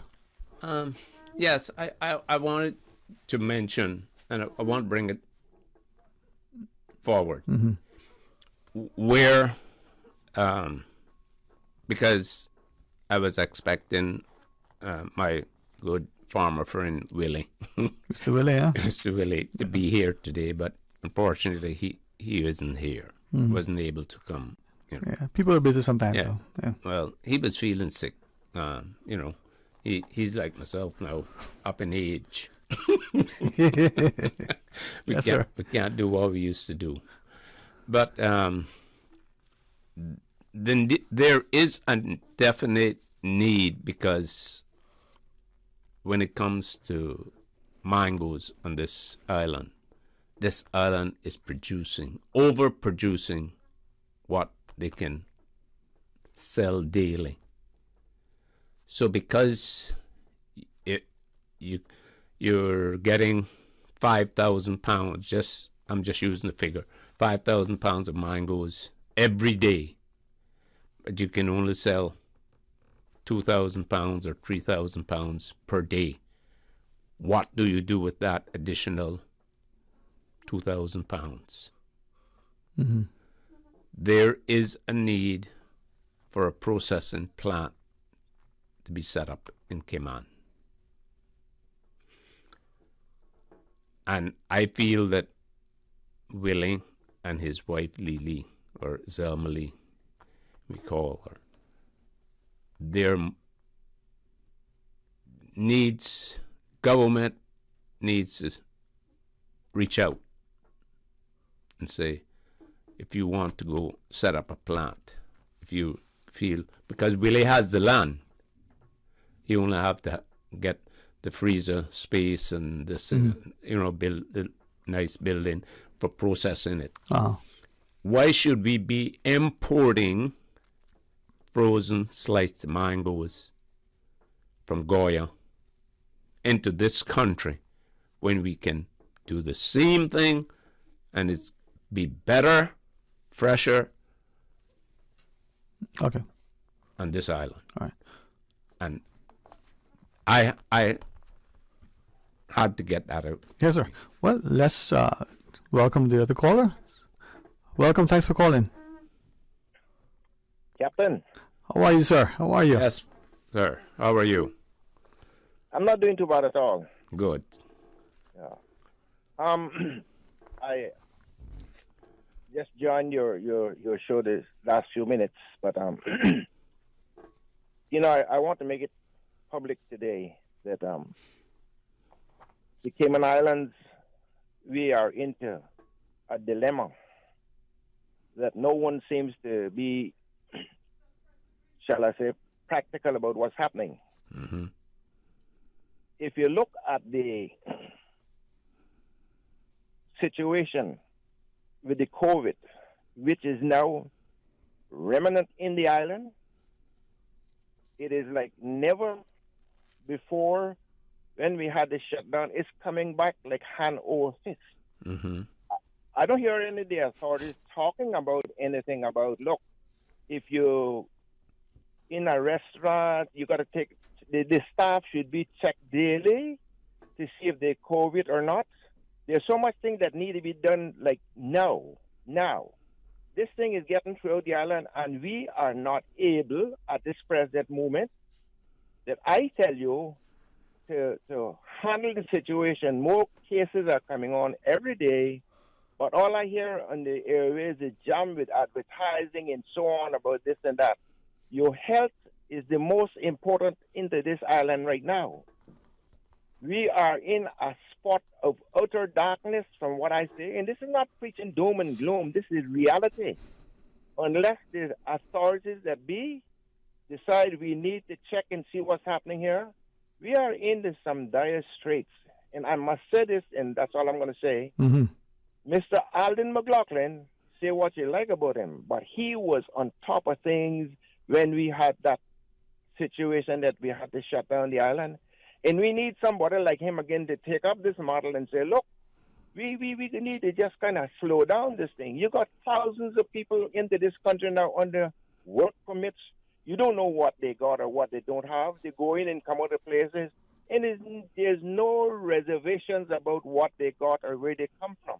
We are such in a dangerous situation, gentlemen, that I hope that what I said has been taken to the way it was meant to be.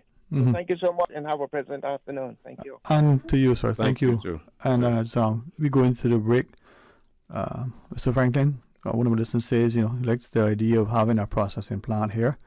That would indeed be a welcome. Listener shares that maybe the price that the local mangoes are so far could be actually limiting how much they're selling. And if the price drops, then they might be able to sell more. A listener also shares, when we talk about water, that have been using, well water since 1989 all through the house. Mm-hmm. The water is good. Mm-hmm. Only had to change the fixtures and appliances once. Mm-hmm. Now, this individual says, that they live by the sea, and has always heard, closer to the sea, sweeter the water. Mm-hmm. Right? All right, let's pause. When we come back, we can continue the discussion. Please stay tuned. You are listening to Radio Cayman, the voice of the Cayman Islands. Today's biggest news. Radio Cayman, your voice, your choice. Local, regional, international. This is Headlines from Radio Cayman's newsroom. Today's biggest news. The National Conservation Council determines that an environmental impact assessment is not needed for the Civil Aviation Authority's general private aviation terminal planned for Owen Roberts International Airport. The NCC has recommended that the CAA restore 1.5 acres in the mangrove buffer zone that has previously been disturbed to offset plans to rip out 3 acres of mangroves for the proposed terminal. In international headlines, the Kremlin today rejects allegations that it was behind a plane crash that is presumed to have killed mercenary leader Yevgeny Prigozhin, who conducted a brief but shocking mutiny in Russia 2 months ago. Prigozhin, whose brutal fighters were feared in Ukraine, Africa, and Syria, was eulogized on Thursday by President Vladimir Putin. One of the U.S. and Western officials who described the assessment said it determined Prigozhin was very likely targeted and that the explosion falls in line with Putin's, quote, long history of trying to silence his critics. The Trinidad and Tobago Police Service says cocaine estimated at more than $3 million has washed ashore in Mayaro. The TTPS said officers of the Mayaro Criminal Investigations Department were tipped off and discovered the 36 packets of a white substance resembling cocaine. No one has been arrested in connection with the find. Those are your headlines from Radio Cayman's newsroom. I'm April Cummings. Today's biggest news. Radio Cayman, your voice, your choice. Local, regional, international. This is Headlines from Radio Cayman's newsroom. Today's biggest news. Honey, did you get your Benzorama ticket yet? Benzorama what? The Lions Club Benzorama fundraiser. You could win a brand new Mercedes-Benz. What? I have always wanted a Mercedes. What kind of Benz? A brand new sparkling 2023 Mercedes-Benz GLA 200. Tickets are $25 for one, $3 for $65, or $5 for $100. And you're helping to support the many Lions Club of Grand Cayman causes. Driving in my new Benz and feeling good about helping the community. The Lions Club of Grand Cayman Benzorama Fundraiser. Your chance to win a 2023 Mercedes-Benz GLA 200. Benzorama fundraiser tickets are available from Lions Club members and various sales outlets. The Lions Club of Grand Cayman Benzorama Fundraiser supports numerous community initiatives, includes site screening, Christmas deliveries, restoration, and social services. Talk today. But I do have some questions. Talk today. Cayman Islands' foremost listeners participation program. Talk today. Because there are more questions than answers. What the public is saying. Waiting to take your calls right now. Sterling Dwayne Ebanks.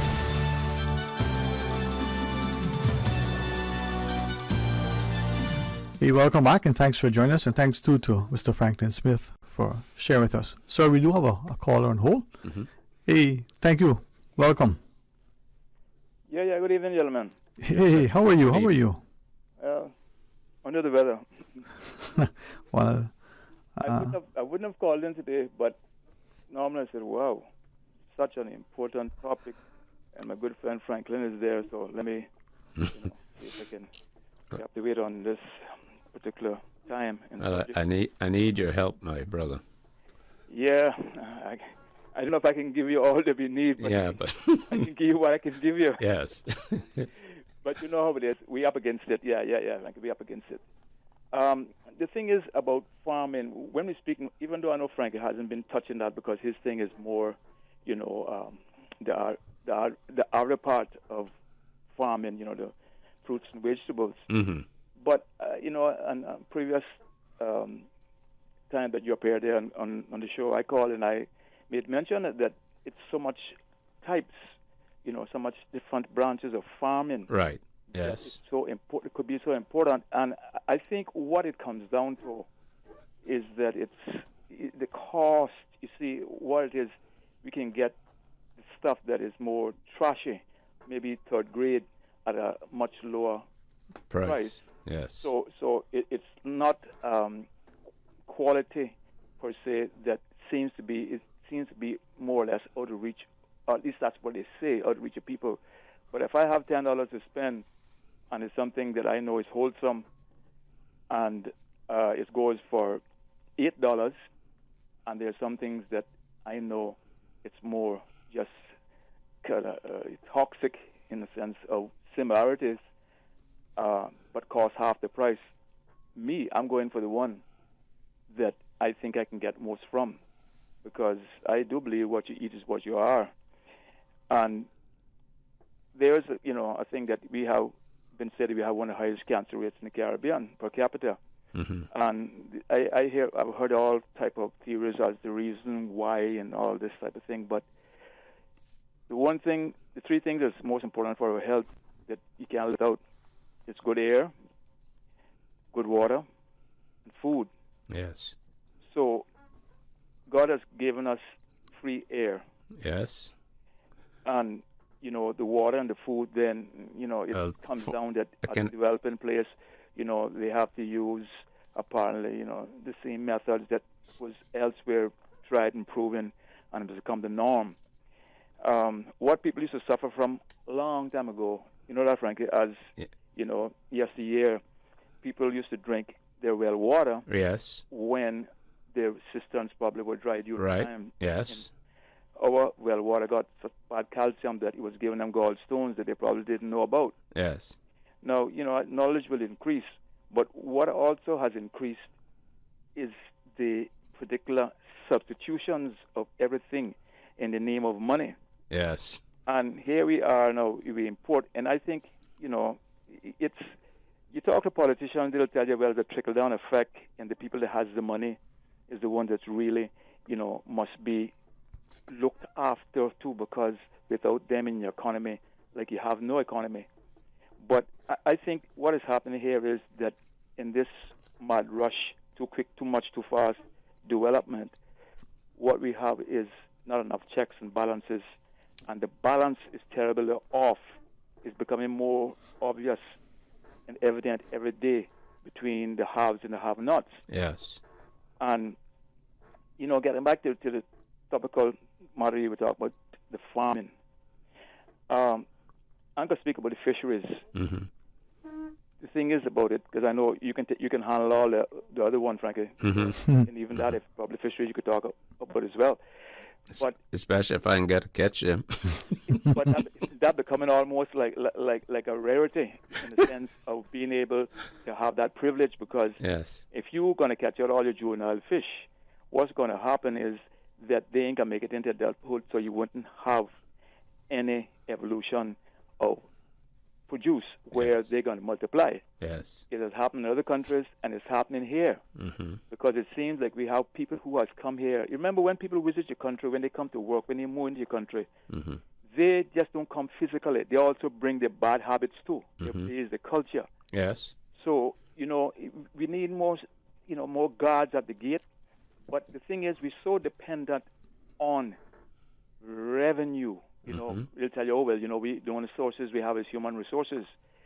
But do we all have to go down the pipes because of this bulging budget that we must maintain or whatever? We need to actually, because there will come a time, history how we're repeating it. Who forgets that normally is doomed to repeat it. Yeah, history shall repeat itself. Right, and there's nothing new under the sun, It's just a matter of in a different time, but right. It's before. Yes. So there's is it's revelation. So yes. The thing is, though, food, water again is very essential to live in. So much so they can't do without it. I think what the government really needs to do, once the powers that be, they need to actually have a fish farm, and I'm not talking about tilapia either. No. Mr. Jackson, you remember him? Right. He had fish there. Okay, the fish probably wasn't, he just actually put them, and the place had a tide like the sea, mm-hmm. rise and falls. Yes. So he had all different types of fish. I think, as a matter of fact, someone could still be there.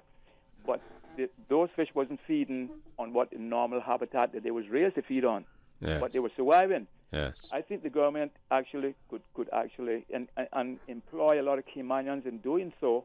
How not just one, maybe in 3 or 4 start off, as maybe a pilot program in different districts, mm-hmm. like in one district, and you have fisheries, because we're going to need that, because there's certain species of fish I don't even see anymore, mm-hmm. and unless the government, who is in charge, the powers that be, come up with some stiff penalties and rules. And I hear I'm talking about license. There should be no license. The way we are, little 79 square mile place, one little shelf we go for fishing, and you are telling me now that you can allow everybody to come here, that they can fish and come off a plane today and go tonight, and they'll be catching fish that just born the night before, and that's okay? Mm-hmm. No, man. I don't know of another country in the world, if the natives don't rise up against it, the law definitely will protect its people and its sovereignty. But the farming thing, Frank, getting back to that, mm-hmm. You're giving your experiences, and you have proved that it can be done. Right. We probably could not, because most of the good farmland had already probably been developed, right, in the house lots and such as. Yes, and a lot of it. And like Mr. Lawrence would call him before, I think that's who he is. Yes. No, just forgive me. But he was saying he has some very valid points. It's like they say charity starts at home. Mm-hmm. We got to recognize that Cayman is so dependent on the world, and there can come a time, and there will come a time, I don't know if it's been our lifetime, where each country going to get in positions where they're probably not capable, such as, you remember what COVID brought? Mm-hmm. Put a whole freeze on the world. Mm-hmm. Well, it can happen again, because COVID is only just one strain of the coronavirus. Mm-hmm. There's other out there. My belief about it is biological, meaning man-made. Mm-hmm. Well, it's just my thoughts, my opinion. They say they're like rare ants, they're about to go one, right? Mm-hmm. So the thing is, though, I would hope, because to me, really and truly, I hear the talk, how much they're interested in farming and things. But to me, it still seems more like a token gesture. And it's because of special interest groups too, you know. And they say price is this. Right. But Cayman is a very expensive jurisdiction. I think it's the second most expensive place in the world. Yeah. From what I've been hearing, right? Yeah. So Cayman actually, the cost of money is so much that if a farmer going to take it serious like that, he got to spend so much money to start up normally, you know, because he's not getting that much probably. You're not getting no concessions, that's for sure. Mm-hmm. You're about to say, yeah, I don't want to, you know, hog up any more time because, you know, can I say something to you? Sure. Yeah, Frank, quickly? All right. Back in 1983, when I started my farming in East End, and in 1999, I decided to cut up my property in 1 acre farm lots. And here, 24 years later, we've got 3 homes built up there. Mm. Now, at that time, and more recently, in 2008, 2009, something like that, I wasn't allowed to cut my land up in a smaller than 1 acre, but you have a 100 by 100 like that.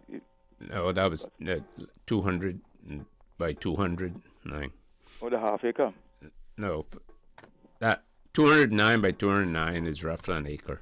Oh, really? Yeah. Oh, it's 400 by 400? Yeah, no. So, anyway, there's a company that is putting in a subdivision right next door to me with half acre lots. Mm. You understand now? Yeah, where you come from. Yeah. So that'll tell you. Yeah. It's you see, but that's more viable. That's more tangible. You know, it's more immediate. I think what is happening, you know, again, we're taking what is more feasible rather than looking at the long-term importance. You know, because we probably could not maintain at the time. Maybe at one time we can still be sufficient in some crops, like most of the seasons and stuff like that, for sure, and to a big extent, a lot of other things too. You know, we could be, you know, close to self-sufficient. You know, poultry. You know, like, you know, where goats. You know, things such as that, animals, and also to a certain degree, a lot of because Frankie, you have proved that things can grow really good in Cayman. Yes. And some of the best vegetables and fruits I've ever eaten yet. I got from you. Yes. So, you know, you can not only taste it, you feel it, you know, and the benefit is there to quit. But that comes with a price, because Cayman is a very expensive place, and farming, you know, farming is very expensive in Cayman because cost of labor, cost of, you know, everything else that goes with it. But it should be supported because of the importance that it shouldn't be left just as more or less kind of, well, yeah, we used to do it, so let's keep doing it a little bit. Mm-hmm. That type of attitude, you know, that is, to me, is more of a token gesture, honestly. All right. Appreciate your thoughts, man. Yes. Yeah, well said. All right. Big cakes, but still in the oven. Yeah. Okay. All right, thanks. Thank you. Thank you. All right. For the final break, and then we'll continue as we return. Stay tuned. Why replace when you can respray? At Granite Express Cayman, we can completely transform your old kitchen cabinets with a fresh kitchen respray for just a fraction of the cost of buying new ones. Big news! Our summer special promo is here. We are offering kitchen countertop specials up to 50 square feet installed for only $1,595 CI for granite and $1,895 for quartz. We can make your dream kitchen come true and at a price to suit all budgets. Call 922-0424 for a free estimate, friendly service, fast installation. Hurry, limited time only while supplies last. Visit graniteexpresscayman.com. At Doctors Hospital, we know life happens, and usually when you least expect it. So when unexpected medical issues arise, you need quality care close to home. Located in the heart of Georgetown, our accomplished team of physicians and medical staff treat minor urgent conditions such as migraines, chest and abdominal pain, shortness of breath, burns, broken bones, open wounds, and more. 24 hours, 7 days a week with no appointment necessary. Peace of mind is important when life happens. At Doctors Hospital, we're always here just for you. Need to speak to someone? Call 949-6066. The best foundation you can wear is glowing, healthy skin. The offices of dermatologist Dr. Wayne Porter specialize in enhancing your skin's well-being. Whether you're seeking advanced skin care, including any skin cancers, Botox, filler, cosmetic skin enhancements, or simply looking to reduce wrinkles, Dr. Porter offers a full-service dermatology and dermatological surgery practice. For more information, email drporterkman@gmail.com or call 946-9020. That is 946-9020.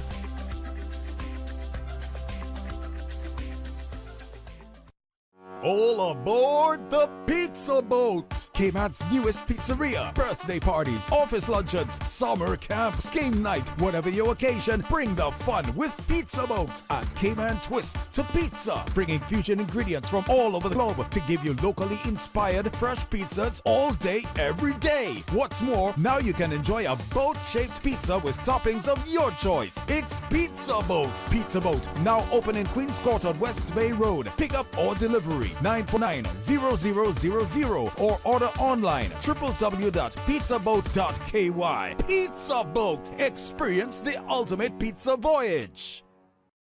I'm Heather Bodden, MP for Savannah and a lifelong advocate for the environment. Illegal dumping is a crime, so please take civic pride in our home and put litter where it belongs. If you see someone littering, report it to the Department of Environmental Health on 949-6696. Be a part of the solution, not the pollution. Littering is a crime punishable by a $500 fine or 6 months in prison. Brought to you by the Beautification Task Force and Ministry of Tourism and Ports.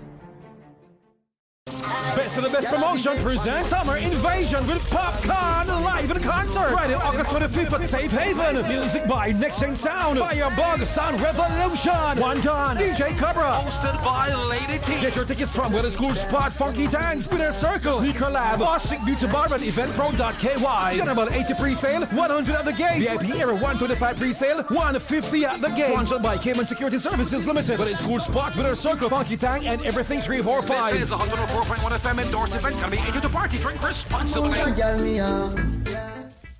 Talk today. But I do have some questions. Talk today. Cayman Islands' foremost listeners' participation program. Talk today. Because there are more questions than answers. What the public is saying. Waging to take your calls right now. Sterling Dwayne Ebanks.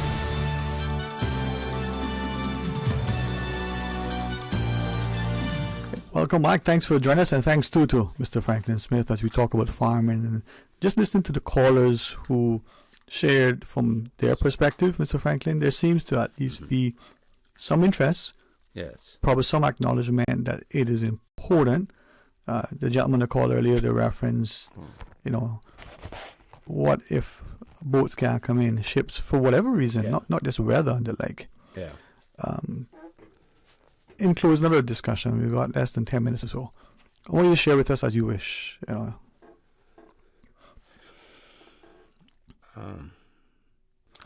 Well, I mean, like I said, my concern is, and I hope that the Minister for Agriculture may be listening. They need to review the law for the planning department to exclude farming from under their provision, because there is not one in that planning department that has as much knowledge on land development as I do. There is not one of them in there that has spent as much money in this country in farming as I have done. There is not one of them there that has developed land or farms that have put so much money into the coffers of this country from stamp duty. If there's one, I welcome them. Come forward. So as I listen to you, I'm looking at our population growth, and I'm projecting 50 years down the road, just for argument's sake. Yes.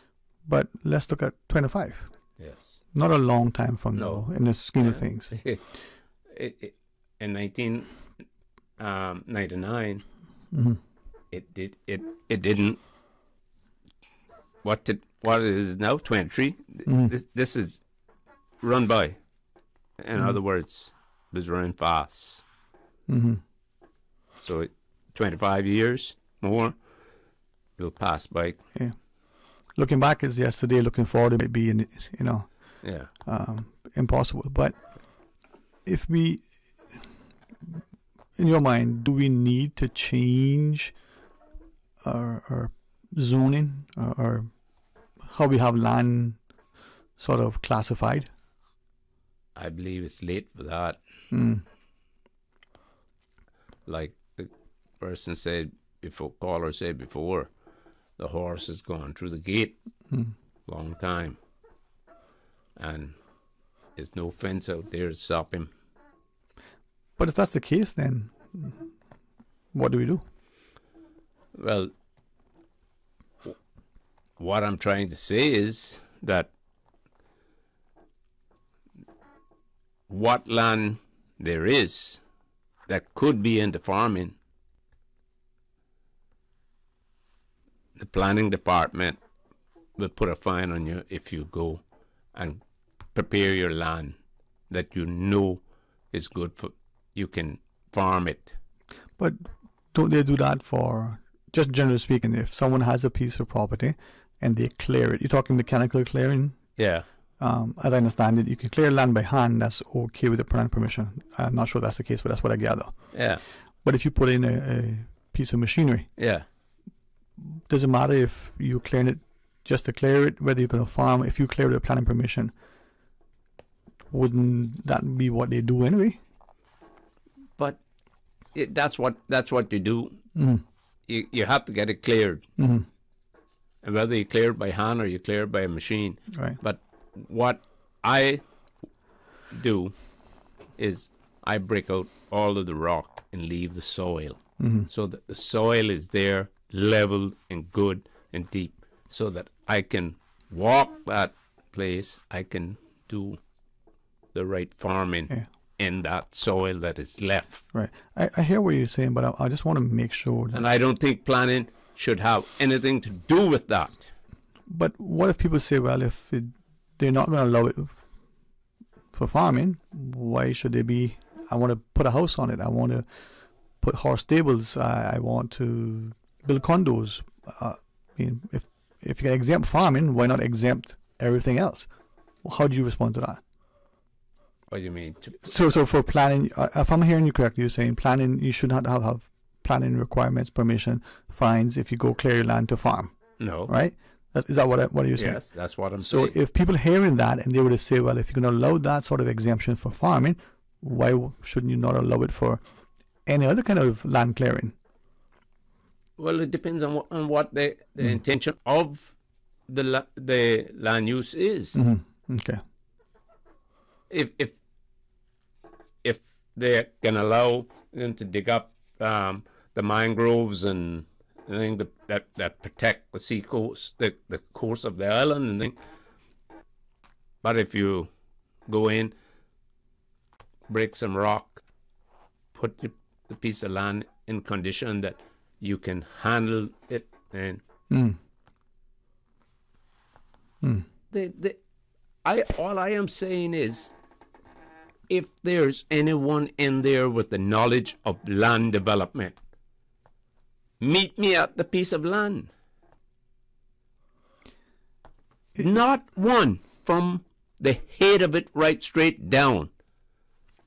And I put out 3 things. I said, knowledge, who have spent as much money, who have brought in money to the coffers of this country more than I did, then I am willing. That's a challenge. Mm-hmm. So where then does that leave us, Mr. Franklin? Because a number of our listeners are, concerned. I mean, the one listener says, we're losing a lot of our vegetation, in particular sea grapes and cocoa plums. They're all being, torn down, right? Yeah, ask who is doing that? Mm-hmm. Sea grape and cocoa plum. Who is doing that? It's mostly the land seafront developments. We're not farming on seafront. Mm-hmm. This listener says cannabis oil. Cannabis is the only profitable cash crop that can sustain the cost of living in Cayman. People would need acres to grow anything else that would be profitable. That last comment from that listener, we know Mr. Lawrence and Primitive Greens coordinators have demonstrated with their containers they can grow more in one container, as he said, relative to the acreage. But the cultivation of cannabis, I personally, if someone wants to grow cannabis, that's their choice. Mm-hmm. I don't deal with cannabis, mm-hmm. and I don't have any intention of dealing with it. Okay. So, if you were to leave comments for the country, for this political leadership, to just that private citizen, everybody who wishes, what would be, in your mind, as you close out your comments, the most important or the most thing or things that we need to hear when it comes to farming, food security, looking at our lands or development, their lands, and what is the most, or what are the most important 3, 5? What's most pressing? Between all of those things that you just listed, mm-hmm. they're the most important things